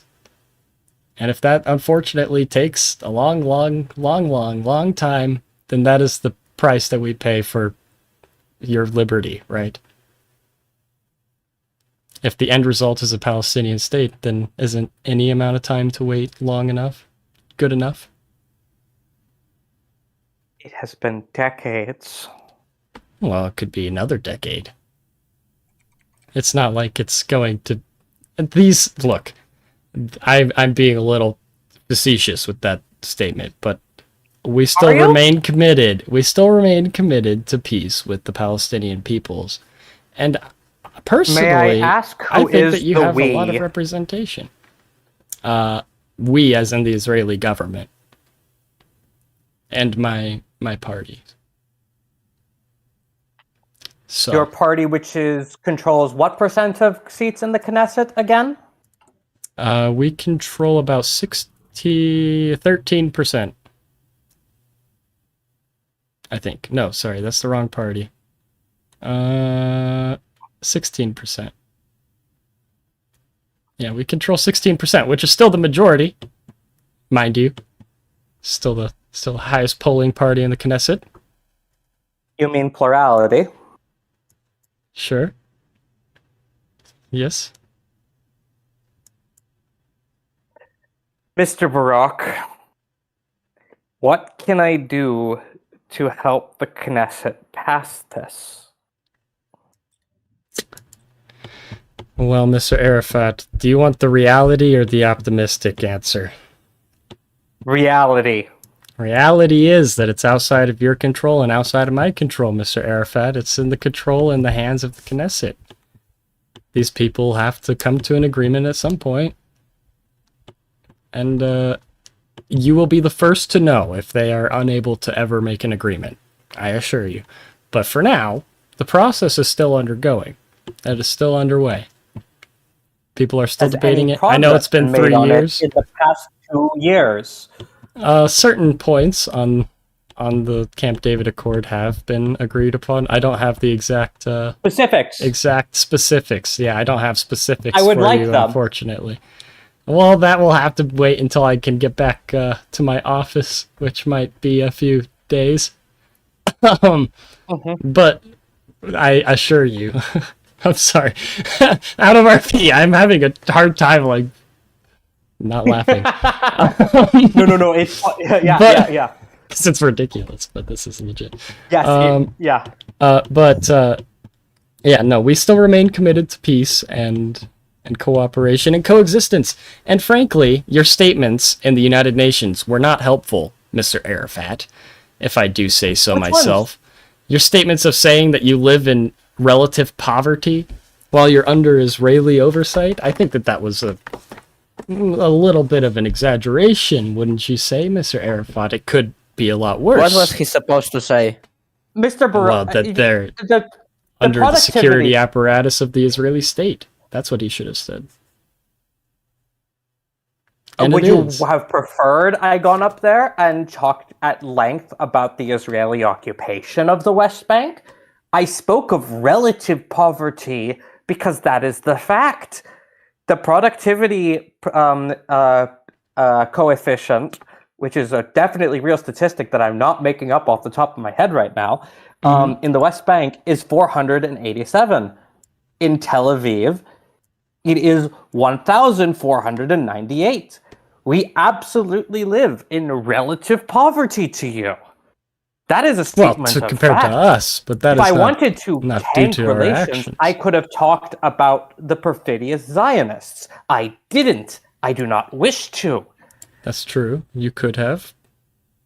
You could have. But at the same time, you've bolstered this international movement of trying to recognize a state which undermines not only our sovereignty in a way, but also the political structure of our country. Your sovereignty? Have you annexed the West Bank?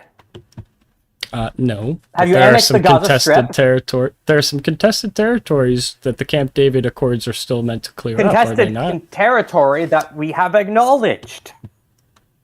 Agreed. That you have acknowledged, but the Knesset has to acknowledge it. Do you see the complications here, Mr. Arafat? Can you tell me what modifications to the treaty the Knesset would wish to make? We have been waiting I would for love them to, Mr. for Arafat. 2 years. But I would have since they to ratified console. the first third. We would love to, but I would have to console the Knesset, which might take a day. Do that! Okay! You have my assurances that I will console with the Knesset on this matter. How about that? And I will have a detailed report. 2 years ago. I'll have a detailed report for you. Mr. Mubarak, like I've been saying, this is democracy in action, okay? Democracy isn't an overnight accomplishment. It takes, sometimes, years. It could take decades. Look at the peace process And that it's good the that issue in my has country taken there's between democracy Palestine that and I Israel. win. What? Nothing. You, what? Oh, okay. Nothing. All right. Well,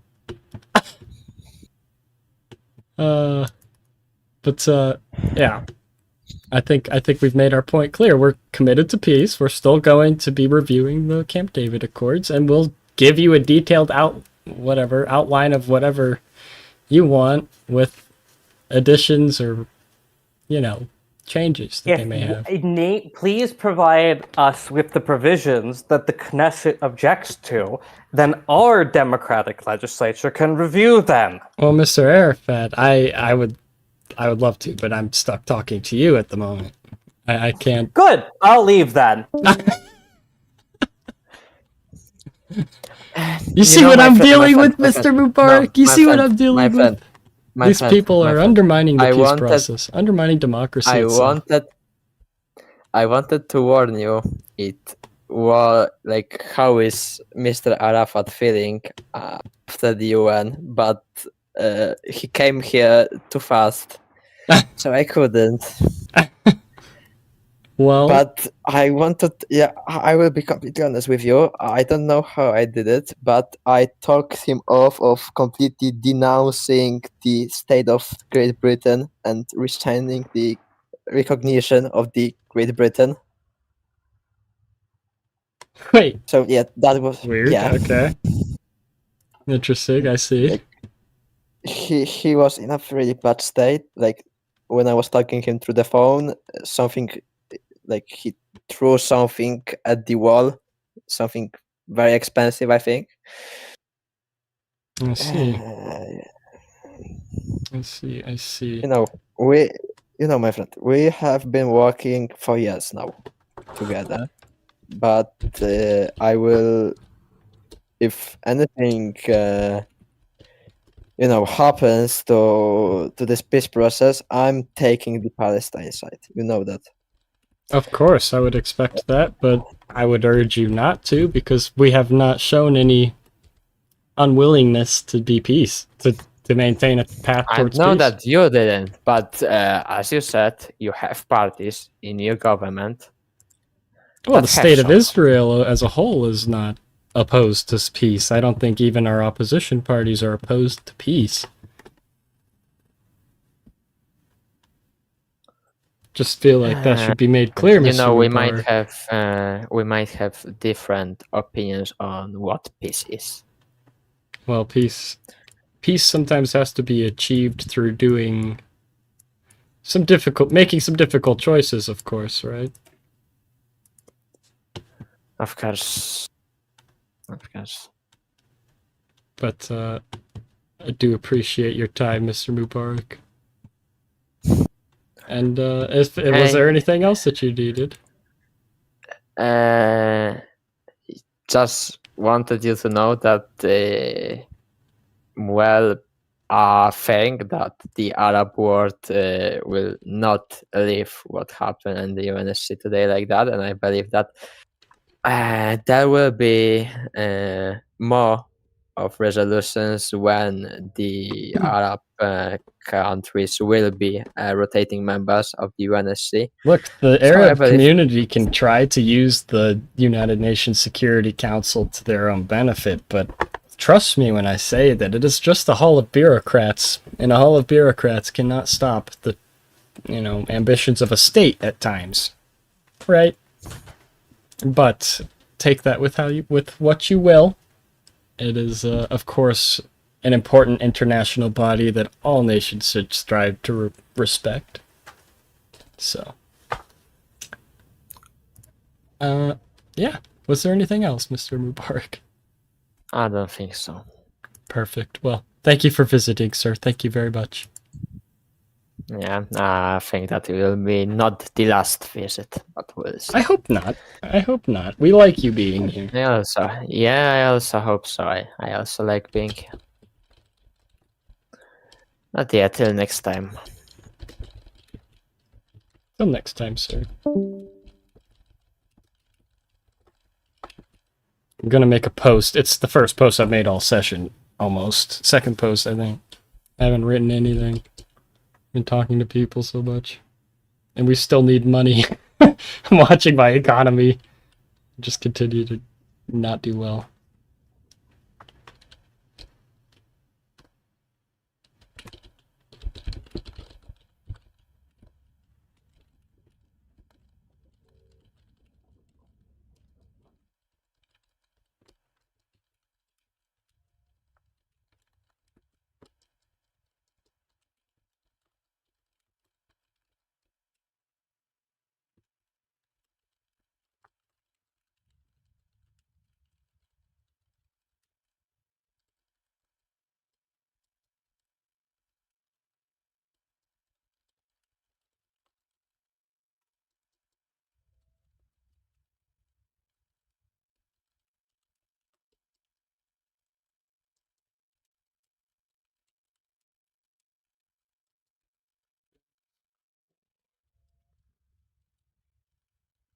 But will be paramount. Israel's fight against Islamic terror. A threat that never seems to abate.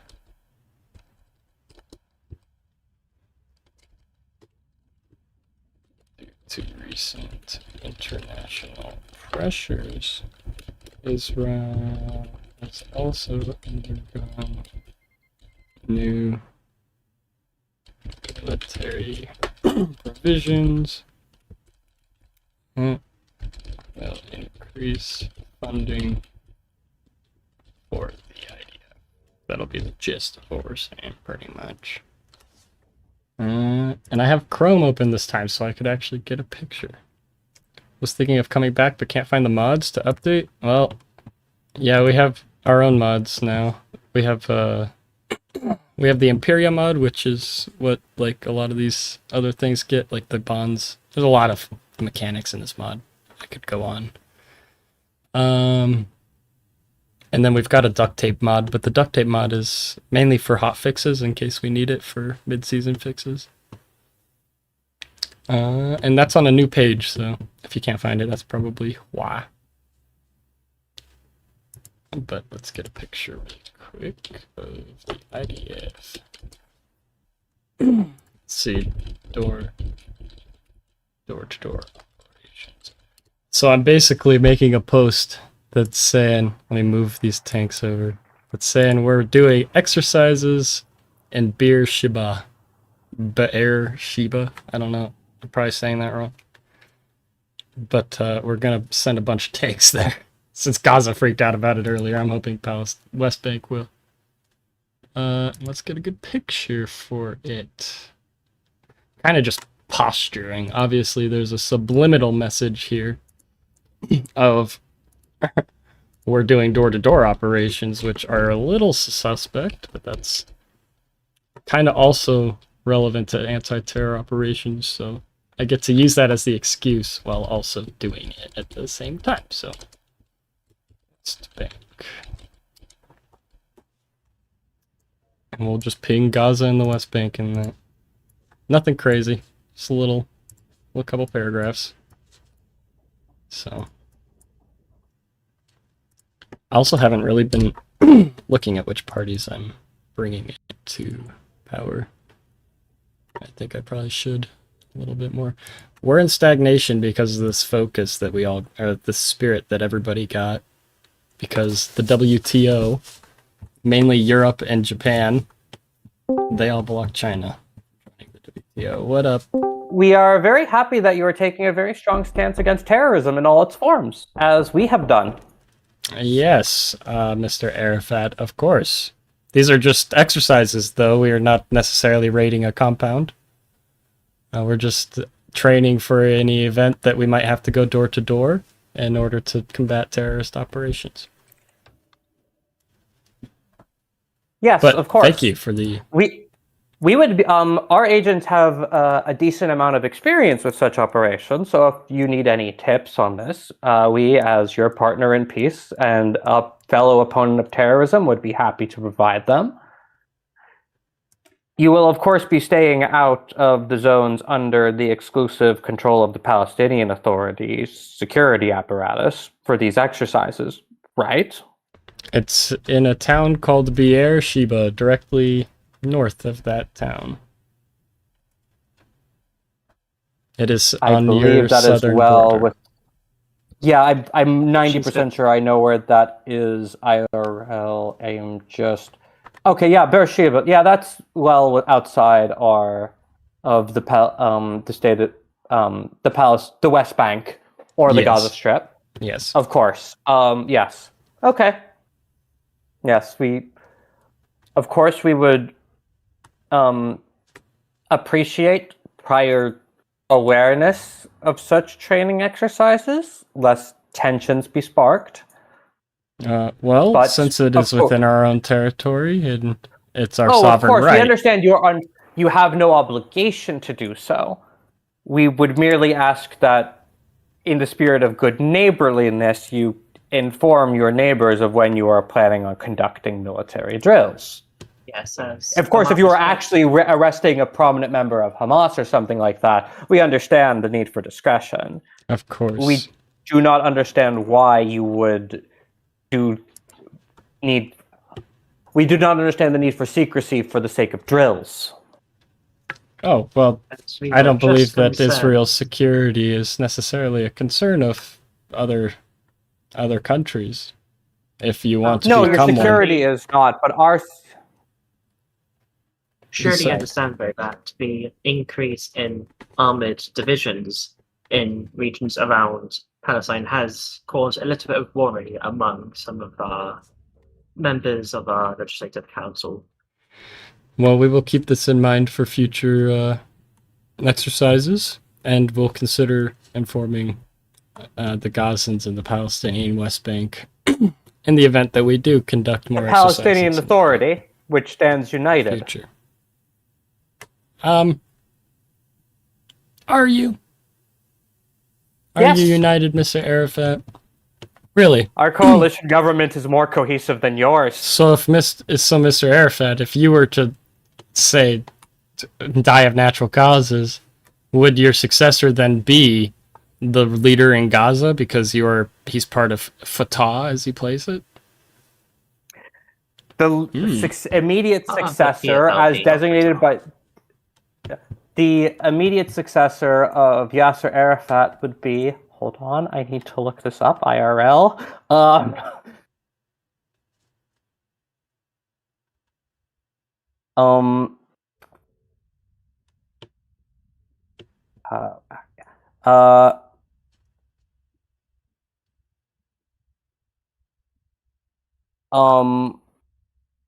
Shit.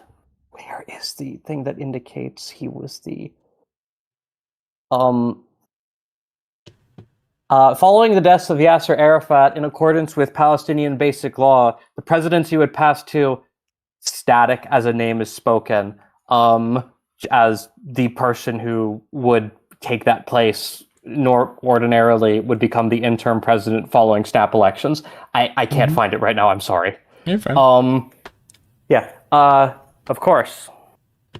But I should make clear, Mr. Arafat, that it is our perspective that the Gazan entity and your entity are two separate entities. So by law, we are one entity, both international law and Yes, local laws yes, of both but of in our practice, of course, legislative you are. councils. In practice, of course, you are two In separate practice, entities. Gaza I is have the appointed all the governorship governates Gaza. of the Gaza Strip and of the governates of the West Bank. There are 5 separate governates in the Gaza Strip and more in the West Bank. We are a unitary political state despite the geographic division, and all parties in our government are in agreement on this principle. Okay. Well, thank you for clearing that misunderstanding up, Mr. Arafat.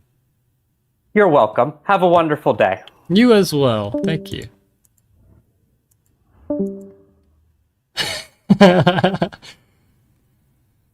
I really like the West Bank player, by the way. But I kind of get the sense that I might be getting on his nerves, which is fair, dude. I'm keeping him on a fucking string and not giving him any answers. But we need money, so let's go to America. A lot of money. Where's the president? We're just going straight to the source. He's in Moscow. You know what? We can go talk to the Ruskies. Interested in Russian influence going on in Afghanistan right now. We are a bit concerned about that, given the history of such a thing. But I have heard that the communists have somehow been re-elected in Afghanistan. Well, we haven't even started organizing elections, so I think that might have been a coup, which we're not very too happy with. We're gonna have to handle, if you understand. Well, Mr. Bush, it's your mission in Afghanistan, isn't it? Yeah, this is what I to mean. Let this be in your hands. We are gonna handle it. Don't worry. If the people want to, The people haven't had a chance to vote yet. We didn't have a chance. The communists have clearly just They sued just the did. pre-elected government. No, This that is one, fun. and It's we just have an not election. organized Wait, elections wait. yet. We are barely fighting. We barely finished liberating from the Taliban. Like, do you think we've got open elections across the country already? It takes years to set this up. That's not a next day thing. Maybe the mayor of Kabul unilaterally declared himself the president. Yes, I well, wouldn't this be is what I mean. surprised. Oh my god, damn it! Oh my god, we finally got the fucking support! Oh my god. Where is it? Where's the button? Where's the button? Oh, well, thank God. My politicians, they're competent. They clicked on it. Boys, we're going into Iraq in 113 days. Congratulations, Mr. Bush. Congratulations. Do you need any You need an airlift any, again? yeah, do you need an airlift or anything? Russia's always No, open we're to help. fine. We're fine. We've got bases in the area. Hang on, I just need to make sure Donald Rumsfeld is Donald who now? Mr. Gorbachev, look at Georgia. What did Georgia do? You should probably go talk to them really quick. Why is there? Okay, we're gonna just wait for the vice president. He's busy. I need money now. Hello? Hello. Oh, representative of India. Hello. Yes. How's the Hello, economy hello. in India? Oh, it's booming. Really? You want to give some money to No. Israel? Wow. It's Wow. not that booming. Not even. Okay, well, you didn't even let us ask how much. But that's fine. That's fine. Man, we're only making like 1 billion. We have a fourth of your debt. We need some debt payoff. A little bit. What if I do check space program? Dude, I'm only coming over here to try to license the most modern Abrams. War. I just want some design components. Oh yeah, Poland. I can buy bonds off you. How's Sure. how's the Middle East doing? I'm sending my troops We're to Iraq. broke. Oh. Also, have you guys seen that America is supporting a communist Afghanistan? No, they're not. They just couped the government in Afghanistan, actually. We Did were they? just talking to the Americans, yeah. Oh, okay. They do not support that Right. regime, from what we understand. Here's a How's Europe doing? I see they're all in an EU meeting. for the non-EU member, we are economic booming.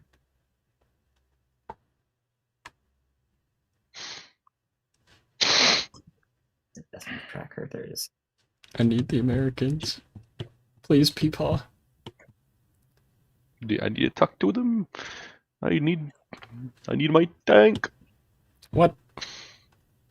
I need tank. I hope they don't give it to you. I also want to fucking license their Bradley. Of course. Yes. How is your productivity in Israel? Decent, Oh, damn, but we 1,500. need money. It's not bad. Bonds. Yes, well, preferably just cash. No. Okay, well. Don't worry, The Americans Brazil owns print cash for me, 150 so billion of our bonds. I don't need you. I don't need your bonds. Oh my god, America's economy is dying. Maybe I should go somewhere else. Yeah, maybe you should. They're about to go. Brazil's over 100%. doing great. I'm going to Latin America. Fuck this. Peace out. Dude. Mr. Sierra! Hello! Mr. Barack! Hello, Ma! Hello! Hello! We're so How can happy I to help? see you again. I'm so Well, happy to see you as well. I was sitting in the American waiting room, and I was looking at their billboards, and I saw the graphs of their economy, and I got an epiphany that maybe Brazil might be able to help Israel a little bit economically more while America's fighting their global war on terror. Of course. What can we help you with? Well, preferably we just want a full cash transfer to Israel that is non-interest. It's interest-free because That's fine. We have a quarter of the Indian debt, and we need to pay off some debt. Our debt is quite high. Can it still be considered a loan, however, without the interest? Yes. Yeah, that's fine. Okay. How much do you need? How much do you want to pay off? Well, we recently had our debt restructured by the IMF, so we could probably let me see what my GDP is. 12 yeah, we could probably give like 150 billion. Yes, please. We'll take that. What would you like in exchange? We'll even give you something.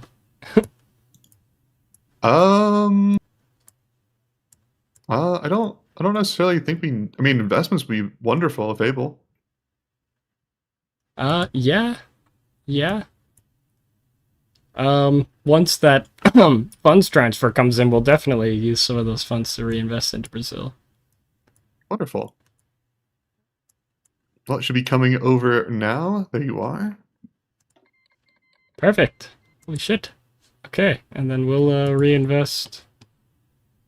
Where do you want it in Brasilia again? Is that where you're still trying Yes, sir. to?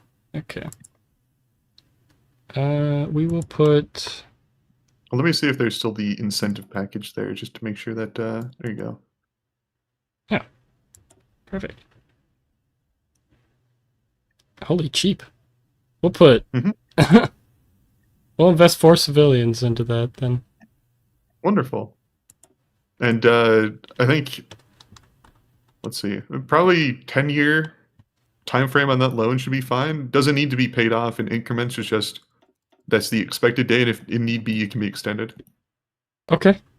Well, perfect. Then we will try our best to pay off that loan. I know it's a huge sum of money.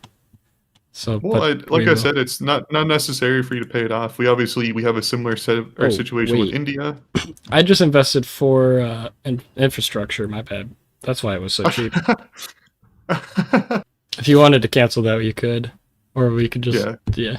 No, I'll cancel it. There we go. I don't think you have any more. Oh, build slots for 4 at least. You have slots for 1 more. It seems in Brasilia. Oh, don't do Brasilia then. Do Minas Gerais, which is just to the southeast.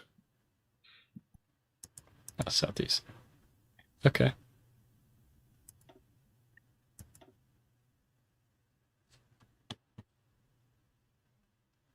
Hello, banks. We're gonna need that money back. A little bit of it. Thank you.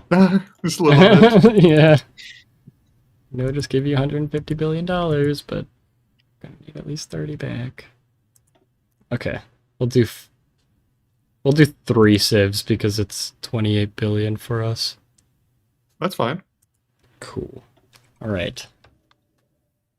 I think that went through. I think it did. Perfect. All right. Well, we greatly appreciate it, and hopefully that money does you well. Yes, I hope so too. It will definitely go towards our security and our debt. Absolutely, of course. We actually wanted to ask, what is the situation with Palestine? Complicated, to say the least. Because they wanted us to recognize. We did recognize them as a state, but that was under the pretense that you had recognized them in the Knesset already. I think they lied to us. They lied to you. Really? Yeah. That's a revelation. Okay. Well, Mr. Pierce, is it? Sierra? Mr. Sierra? Sarah. I think Yeah. Sarah. It's a complicated issue because when Palestine had its benefactors in Nigeria and across the Arab world go upon to the United Nations stage and say that they are impoverished and that they're subjects and occupied by Israel, all these things, they damage the peace process within the Knesset. So our opinion, which we tried to make clear, at least on the UN stage, was that the preemptive recognition of Palestine might be just that, preemptive, if the Knesset can't come to an agreement or might need to make adjustments to these accords in order to ratify it fully, then that might be what happens. Oh, there may not be a okay, I see. peace. There may not be a peace. That's like, this is the risk that these nations are putting at the process. Okay? Right. Because the Knesset is a very divided body. I think that most of the world fails to recognize this. They're very cutthroat in that chamber. So the Palestine matter is very opinionated, has a wide variety of opinions and solutions, and red lines on what people won't cross and are not willing to compromise on. So, but that's democracy. Well, I mean, obviously, you need to have your stance and stand by it. So, yes. Well, my personal belief is that I stand for the Accords in its entirety. I signed it, but of course, my signature only carries so much weight until the Knesset ratifies it. Because I could sign whatever piece of paper I want, but the next prime minister, if it's not enforced by the Knesset, he could just come in and say it's not legitimate. You see? Of course. So, as for countries recognizing it, we don't really care on a general sense of recognizing the peoples, because frankly, they are different than what Israelis are.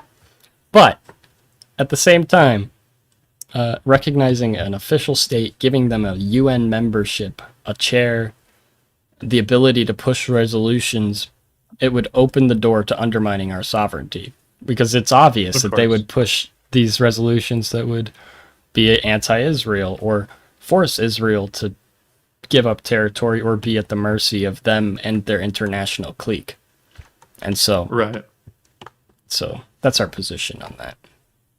Well, we didn't, in fact, not vote in favor or against, as unfortunately the Brazilian delegation to the UN was in the bathroom at the time of the vote. So I see. Unfortunate timing. Well, at least that abstention means something, Mr. Pierce. Yes, yeah. So, Sierra. Yes, I keep wanting to call you Pierce for some reason. It's Sierra. I don't know. I have no idea. That, it's Sarah. It's not even a P. Yeah, I know. I don't know. There's no I. There's also, I don't know. I'll just call you Jose, okay, Jose? That's fine. It's all right. Perfect. Okay. Poland sends its first Special Forces Brigade. All right, and also the United States is gearing up to invade Iraq, which I did see the special what is it? UNSC thing that happened. Yeah. Yes. You could be at discretion. You can be aware that we did provide some vital intelligence to the United States to facilitate this. Oh, okay. Yes. And so well, we are also providing intelligence to the United States on other matters, so it's fine. Perfect. I mean, it seems like the United States has a lot of allies outside of just the Levant. So, but thank you, Mr. Sarah. Of course. And I'll be on my way. Well, farewell. Good luck to you. Thank you. Thank you. The session's almost over, so let's see if there was anybody else we wanted to talk to. France, dude. I've been meaning to talk to France for so long, actually. They're all in the EU. Ugh. I'm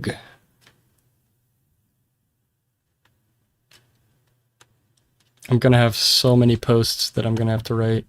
Mainly about internal political stuff in Israel. Excuse me. Because it's, I'm role-playing that these things are keeping me from doing things, but I haven't fucking posted about them. Which technically is hard to determine if it's actually canon. So I have to, during the week, actually make posts in order for it to be canon. And for people to understand what happened.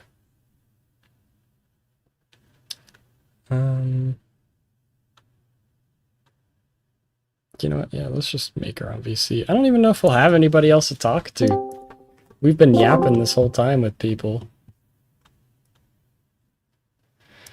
That I don't think, you know what? Actually, Brazil reminded me that they have these incentive packages, which are fucking nice usually. Phew.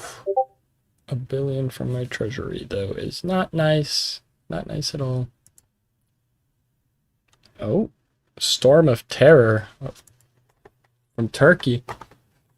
On November 15th at around 9:30 local time, a truck bomb was detonated in front of the Bet Israel synagogue. Oh my god. In Turkey? Okay, so this is what Turkey just posted. Gasp. Gasp, gasp, gasp. Okay. We will make a reaction. Just briefly skim this. Drove through security in front of the British consulate. Oh my god, so it's a multiple bomb attack. Okay. That's an issue. That's not good. Let's get to writing about that.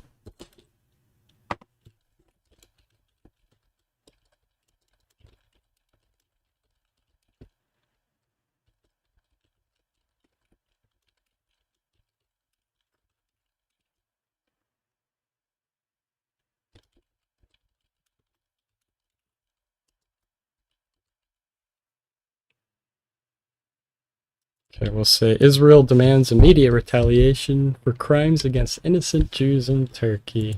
Because they bombed a synagogue, dude. Who is this? The recent bombings in Turkey show the magnitude of risk involved. Wait, shows the magnitude that radicalism shows the magnitude of terror and destruction.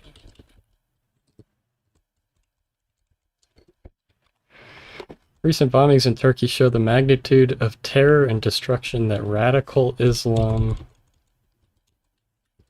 poses to the Western world. We stand by the innocent victims of the British emissary and oh wait, well the list goes on because it's multiple places. So British consulate, a bank, the innocent bankers, and gosh. Dude, they bombed 2 synagogues? Oh my god. And innocent victims of anti-Jewish hatred. The lives lost in Turkey are a grave reminder that no amount of paper can reason with these people. It is a reminder that these animals, we're not even going to call them people, animals, only speak one language, and that is violence. We demand unilateral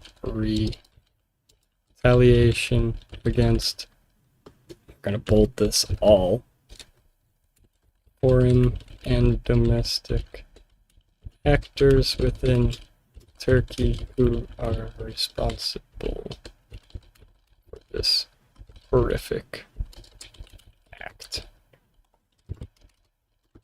The IDF remains on alert for increased presence of extremist groups within Israel and assures the public that it is safe. These crimes should not go I should not go ignored. Should not be ignored.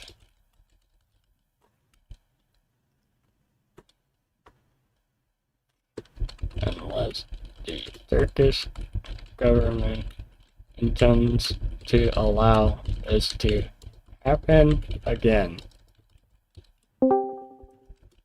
Hello. My friend. Greetings. I told you I will be back very soon. You were back, Mr. Mubarak. What can I help you with, sir? Yes, I was thinking.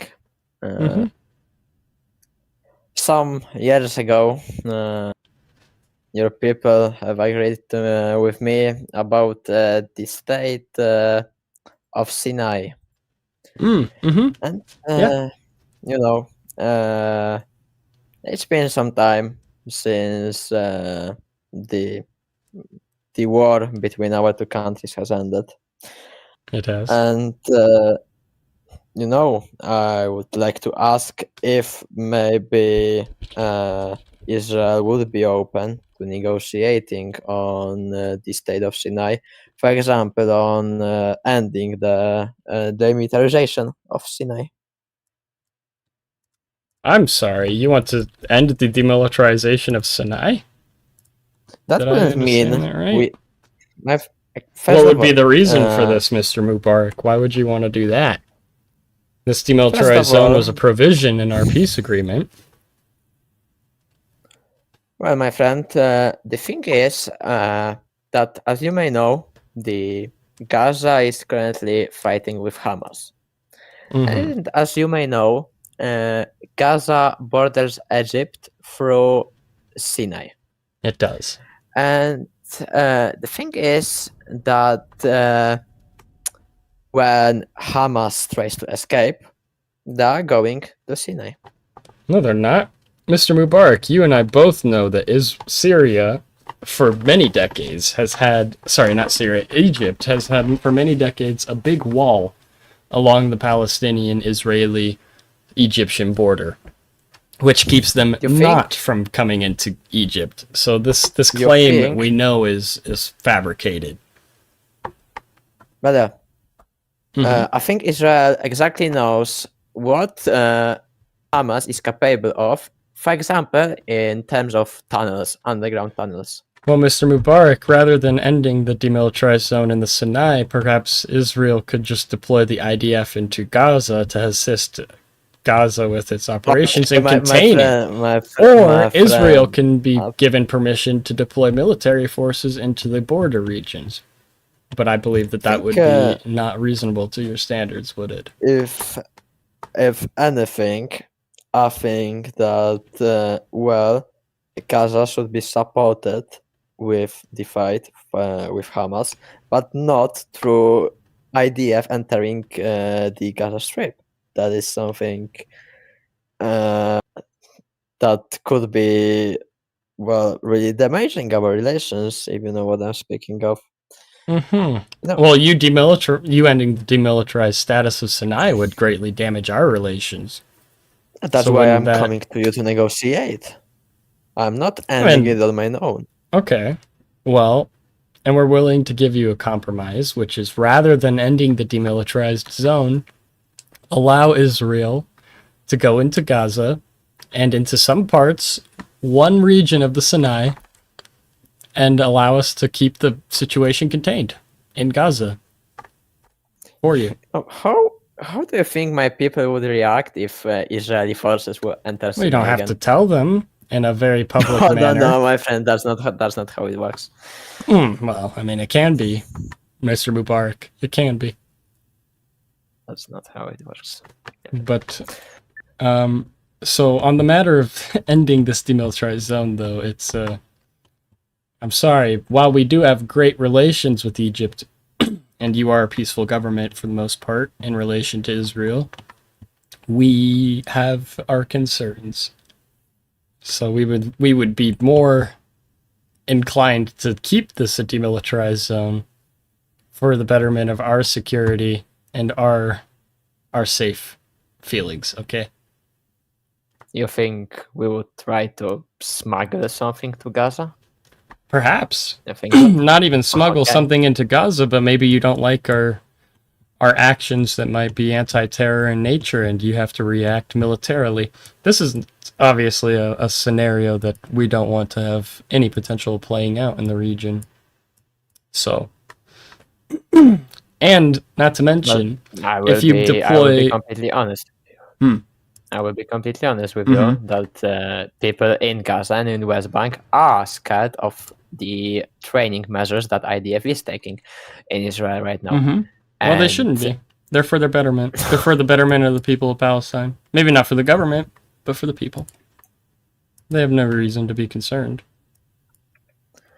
Just like And, you, Mr. Mubarak, have no I- reason I to be want- concerned to want to put your military onto our borders again.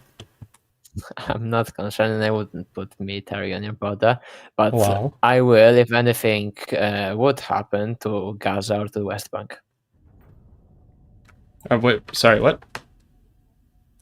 I want to make sure that you, Prime Minister Barak, know Mhm. that if IDF forces would ever enter Gaza or West Bank without agreement from the Palestinian Authority, we would break the demilitarization of Sinai. Is that a threat, Mr. Mubarak? That's a No, very that is bold. not a threat. That's a very bold, that is an very information. bold leverage that you're trying to use against That the is state of an Israel. information. That is an information. So you're trying to undermine our sovereignty by accusing us of what exactly? one is Of undermining planning to invade our own territory. Okay. Do you want to take control of Gaza back, Mr. Calling that Mubarak? places under your territory is quite an overwhelming statement. you Look, could we're say. willing to recognize Gaza as a part of Egypt again, and we still do on a main level. So if you want to reincorporate the city back into Egypt, that's fine, but the demilitarized zone expands into Gaza. Oh, God. So, Mr. Mubarak, and I will take your threat seriously. So we will not be... We don't have intentions at the moment to be deploying any forces into the West Bank or Gaza. We have no reason to. They're combating terrorist don't know. organizations like we had hoped. And I don't have any intentions of deploying forces into Sinai, and I would never, as long as we are standing peaceful. But some actions of yours have shown me that us standing peaceful could not last very longly. Well, well, okay. But I hope it ends with Iraq, and it will not go into Syria. It's my only Yes. concern. I don't care what happens with Iraq. Yes, it totally will stop its Iraq. Of course. Of course. The Americans, they know how to stop. They know restraint. They're restrained. They're fine. But yes, Mr. Barak, I want you to know that I will stand in support and in defense of Gaza and West Bank. So, Of course. have that in mind. We have weighed that as a possibility, so thank you very much. But apart from that, the thing you said about Gaza and about incorporating Gaza, Mhm. I wouldn't take that as a complete no, if you know what I mean. But that stays, I think, with us. Well, Israel, of course, has the right to deploy its IDF into Gaza under certain parts of the Camp David Accord. So if you truly approve of that accord, then we would be only acting within the bounds of that accord. Of course. Of course. Well, thank you, Mr. Mubarak, for your time. Yeah, about Gaza, maybe we will speak in future. Yes, we will talk in depth about Gaza one day. Of course. But as for your request for the demilitarized zone, I'm sorry, we cannot give you that support. But I was thinking that would end like that, but yes. But we appreciate you asking us. I would never enter without asking. I mean, I would if you would do something to West Bank, but Yeah, well, yeah. That's a different matter. We understand the veiled threat that you are making here, Mr. Mubarak. Fear not. I'm not making It is understood. Well, it's a political threat. It's not a military threat, but it's you're trying to use leverage of your demilitarized zone against the state of Israel so that we bend to your will, which is kind of hostile in political nature. But that's fine. That's fine. No, that's fine. No. Just tread carefully, Mr. Mubarak. That's all. That's all. It's my only friendly advice to you, sir. The Iraqi regime has fallen. Praise be! Praise be! Hava, Nagila, Hava. Oh my god, there's still remnants. Radical Muslims asking me to cutting Coptic rights. Wait.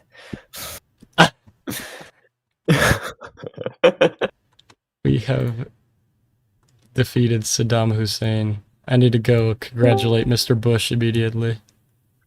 Well, who's that man? Development. Hello?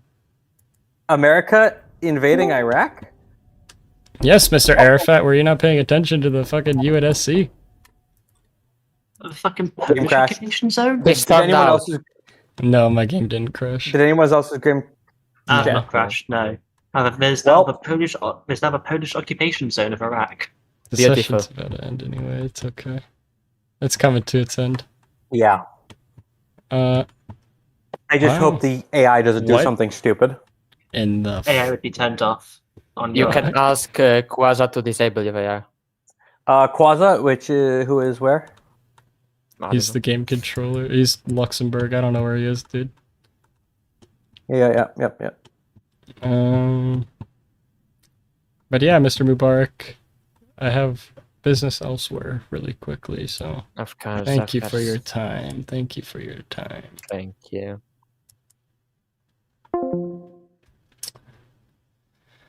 So we need to go tell the Americans good job, yay. Yay, good job, America. Hooray, hooray, hooray. Okay.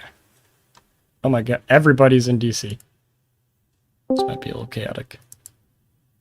Or justifiable to have vetoed that resolution. Syria could have complied, and then, only then, would there have been authority to make any intervention to enforce compliance.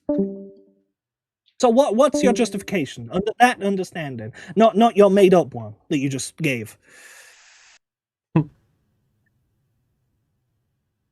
don't have one? So I'm not to believe you vetoed because you want to keep your interest in power in Syria.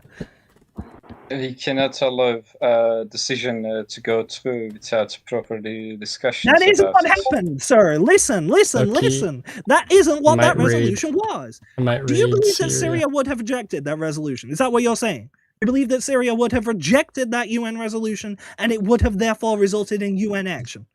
Is that what you're saying?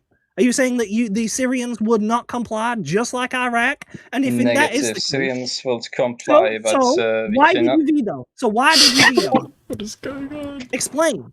Explain with actual logic rather than just proper discussions held before the voting concluded. Everyone else was happy with that conclusion. It was just you and Syria that wasn't. Now, if I am to believe this, you are siding with a dictator over your NATO allies, over the UN. I do not see another interpretation.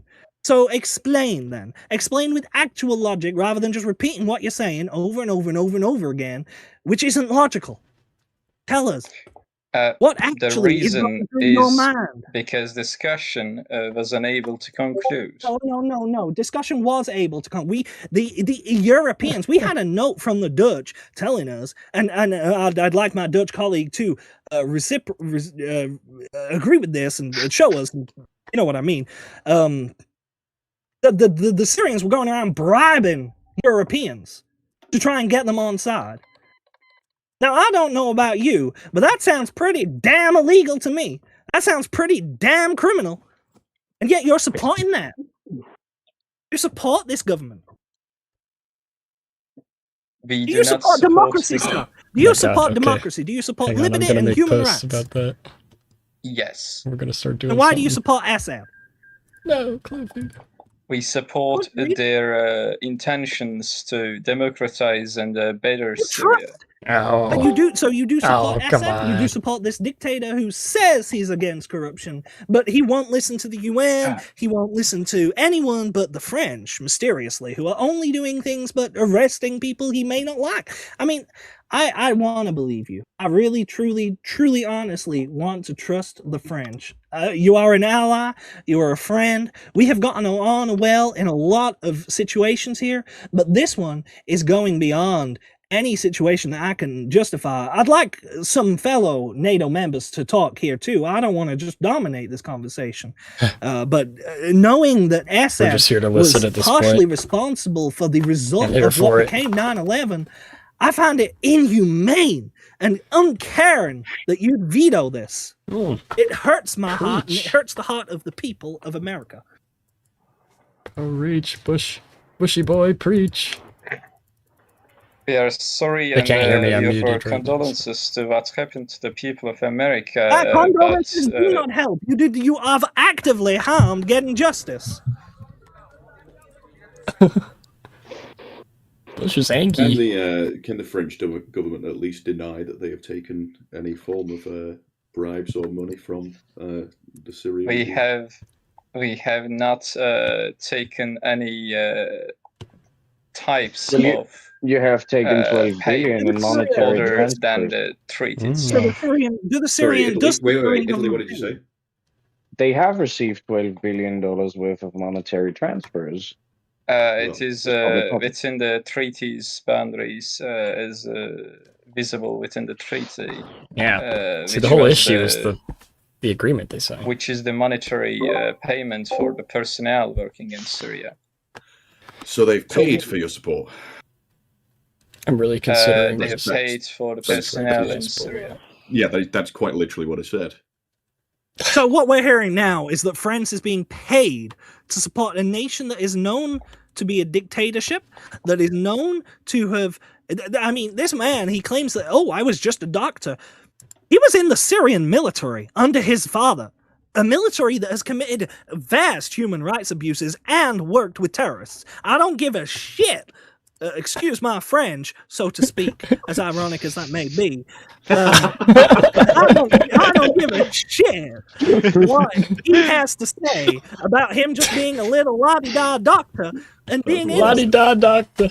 He was a la-di-da doctor. He's acting like it. Look, but he's we not. are doing our best to a bring dictator. democracy and liberation to the people of Syria and the prosperity. We are doing our best to read. And allow us to put this veto in. Let's put this thing in, and if the Syrians, I will give a. I think what we should do here is to make a demand of the Syrians to comply under that UN. What it was, it passed vote. It passed the vote. It only got vetoed. So if we demand that separately, and then pass, if they reject it, if they reject those demands, we can pass a resolution similar to the one we passed with Iraq, allowing full intervention. I don't want to just invade. I want Syria to comply. But if Syria can't comply, we saw what happened with Iraq. Iraq did not comply for a decade. And what did that do? It led to thousands dead. Hundreds of thousands of people dead. That could have been not dead. And now they're free. They're liberated. And us in NATO, even if it isn't a NATO mission, will ensure the freedom and the prosperity of the Iraqi people. So, I would like to propose, if all in here are in agreement, that we make an official demand, if it's preferred not under the banner of NATO, that Syria comply with the resolution that we passed, even if it was vetoed, and if they do not comply, that we then pass a resolution in the UNSC, again, wait until we have the UN mandate, allowing the UN to vote on this, that we go in like we did with Iraq. As we can see, Iraq's going very well right now. Where's the oil price? Dude, I can't find it. I think that'd be the best way forward. Trying to look for the price of oil. Do I have any disagreement? Any agreement? Any disagreement? I would like to hear from my friends in NATO. You have no From the disagreement. United Kingdom. No disagreement from the Netherlands. Canada agrees with the United States. Okay, oil. Oil prices. The Hellenic Republic agrees 85 with the right United now. States in all topics. The Hungarian Republic agrees with the United States.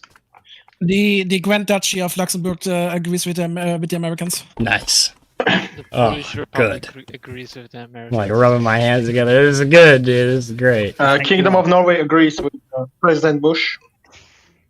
Just to clarify, would this be, because I wasn't super clear, would this be a NATO mission, or would this be the United States only? We're happy to do it either way. I mean, if NATO wants There are to a lot not of be people involved in and there. have it just be a coalition By of the the way. willing, like with Because that Iraq, will, I'd be happy to do that. because that will change our vote, depending on what it is. France Well, we can do a will coalition of request the it to willing. be NATO. Are you saying that just because you want Germany to vote no? Negative. It is two for us to have information on what is This going will on. make us a little broke, but that's Well, this is why we call it the coalition of the willing. We're not saying that we want One involved France. 1 minute. There's just a question from the Grand Duchy of Luxembourg here. Is there supposed to be some Israeli guy in the backseat listening to this right now? We're a major No, I don't non-NATO mind- no, ally. Yeah, they are an ally of NATO. We're just here to observe. We're not casting any votes. Fear not. I believe Alright, it's an but- American ally that is present here, not a NATO ally. Big distinction So- here. So, friend, I'd just like to say this is an if it's non-NATO, it's a coalition of the Turkey. willing, just like with Iraq. France would not be blocked. We do want to trust France. I don't know He how wants to much keep going more I into can emphasize into this. We Syria. genuinely do want Oh, to be shit. friends and allies, as we are. We consider you as such. We don't want to bully you out of Syria or something like that. What we're proposing is an international job. It's not just a U.S. job, not just a U.S.-UK like Anglo-English speaking, not just a non-France job. It's an allied job. It's an international job. It's a friend So job. France would be welcome in the coalition of the willing against Syria. But if the Syrians agreed, Bro, Bush is gonna keep going. We believe Syrians will not have a problem against the international body to check if they have chemical weapons and to properly dispose of that's them the if they end. have any. We'll keep sitting and listening though for a bit. It is Go, they going need- to be accepted by France if USA is so determined. That is one of many issues, though. sorry, I just got taken out for a second there. What was said? You got fucking If United shot at, States is so apparently. determined and the France is included, we will accept. Of course. Well, we're very glad. Did the game conclude, by the way? Yeah, it did. We're at 15 minutes past. That just took a very long time. Oh fuck! It was so enjoyable. Dude. Well, look, there you go. The Republic of session was Syria is great. condemning our Just like the last one, UN-mandated invasion of Iraq. are So what fun. we're going to do is we'll push the demands in the UN resolution. The coalition of the willing, if the Syrians deny it, if the Syrians don't deny it, then it'll allow us to build up UN bodies of groups of councils to investigate, to manage Syria, to ensure justice is brought. Bashar al-Assad will not be immune to this investigation like he is under France. Not to insult you, France, but as you admitted yourself, you do not have the legal capacity to do that, whereas the UN does in international courts. So, what we'll do is we'll demand those things, and if Syria accepts, the UN will go in, it'll deal with Syria, it'll clean up the place, ensure that it's all spick and span. And if they deny it, the coalition of the willing will ensure that it's spick and span. How But about we'll this, Mr. come to the President? UN. Can you outline the demands for me, and I can go talk to the Syrians and present them post haste? Okay. We don't need to present them like that. We'll make an announcement to know that it's not just the US I saying keep forgetting this, about this. and that fucking we tab, all dude. agree It's down here. here. We'll make an announcement. Don't you worry. But so we are all in agreement here a coalition of the willing. No nation is forced to join, but we will use the UN resolution as it was voted for before the veto to enforce compliance with Syria. Of course, going back to the UN to actually get the compliance rights, since it was vetoed. And then from there, of course, liberating Syria, as we have done Iraq, and as if we have done in Afghanistan.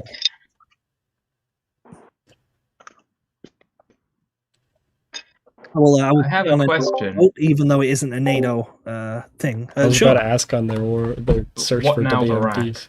Like, are we going to rebuild it? We're working on. We're already investing in the region. We're propping up their economy, making sure it's stable. What we're gonna do is we're gonna work with some of the people in Iraq that have a level of competence. Of course, you can't just get random Joes off the street. But we'll make sure that no true Saddam loyalists are in that government, so there ain't just a repeat of the Saddam system. But we will rebuild Iraq. We'll make sure that it's free, it's fair, and we'll make sure it's stable. We won't just build a puppet. We won't build a colony. We'll build a free Iraq. And it'd be the same in Syria. It's the same in Afghanistan. We're working to resolve those situations. And we will continue. Now, I will work on a proposal in the NATO vote. We don't, again, it's not a NATO proposal, but it just helps us to gather voices. You may all talk while I do this, of course. And this is a big fucking NATO meeting. Yeah, I believe there's a lot of I observers. see a couple of non-NATO members in here. Yes. I wonder who that No, I would was be. talking about the Russians, I think. Exactly. The Russians are here. Yeah, the Russians. Yeah, of communist course. spy Salamu. Oh yes. Oh yes. Pakistan is also here. Japan is I'm not here. the spy. I I am a non-major ally, actually. He works here. He was just hired. He was just hired last week. There's a commie spy. There's a commie spy. No, he's a normal Situation man. regarding all the nations questioning if they're able to join been discussed yet? Not, I'm an American employee. Yes, he's my he's my best American employee. He bought F-15s. He's clearly Yes, of course. he's clearly an Indian American, so he's a proud member. Of of course, God. does anybody would like some coffee? Or I can nip to Quickie Mart. Okay, and on that note, thanks for watching, everybody. I wanted to just see this really quick because I saw it pop up. So I figured I would let us look. Let's see state recognition. I don't know if it tells me which countries. I could recognize it. That's kind of funny. It does not. Okay, well, this tab will be important. I fucking forgetting about it. So, but anyway, thanks for tuning in, rewatching or watching live. Both are dope. And yeah, we'll see ya next week. Same time. Peace out.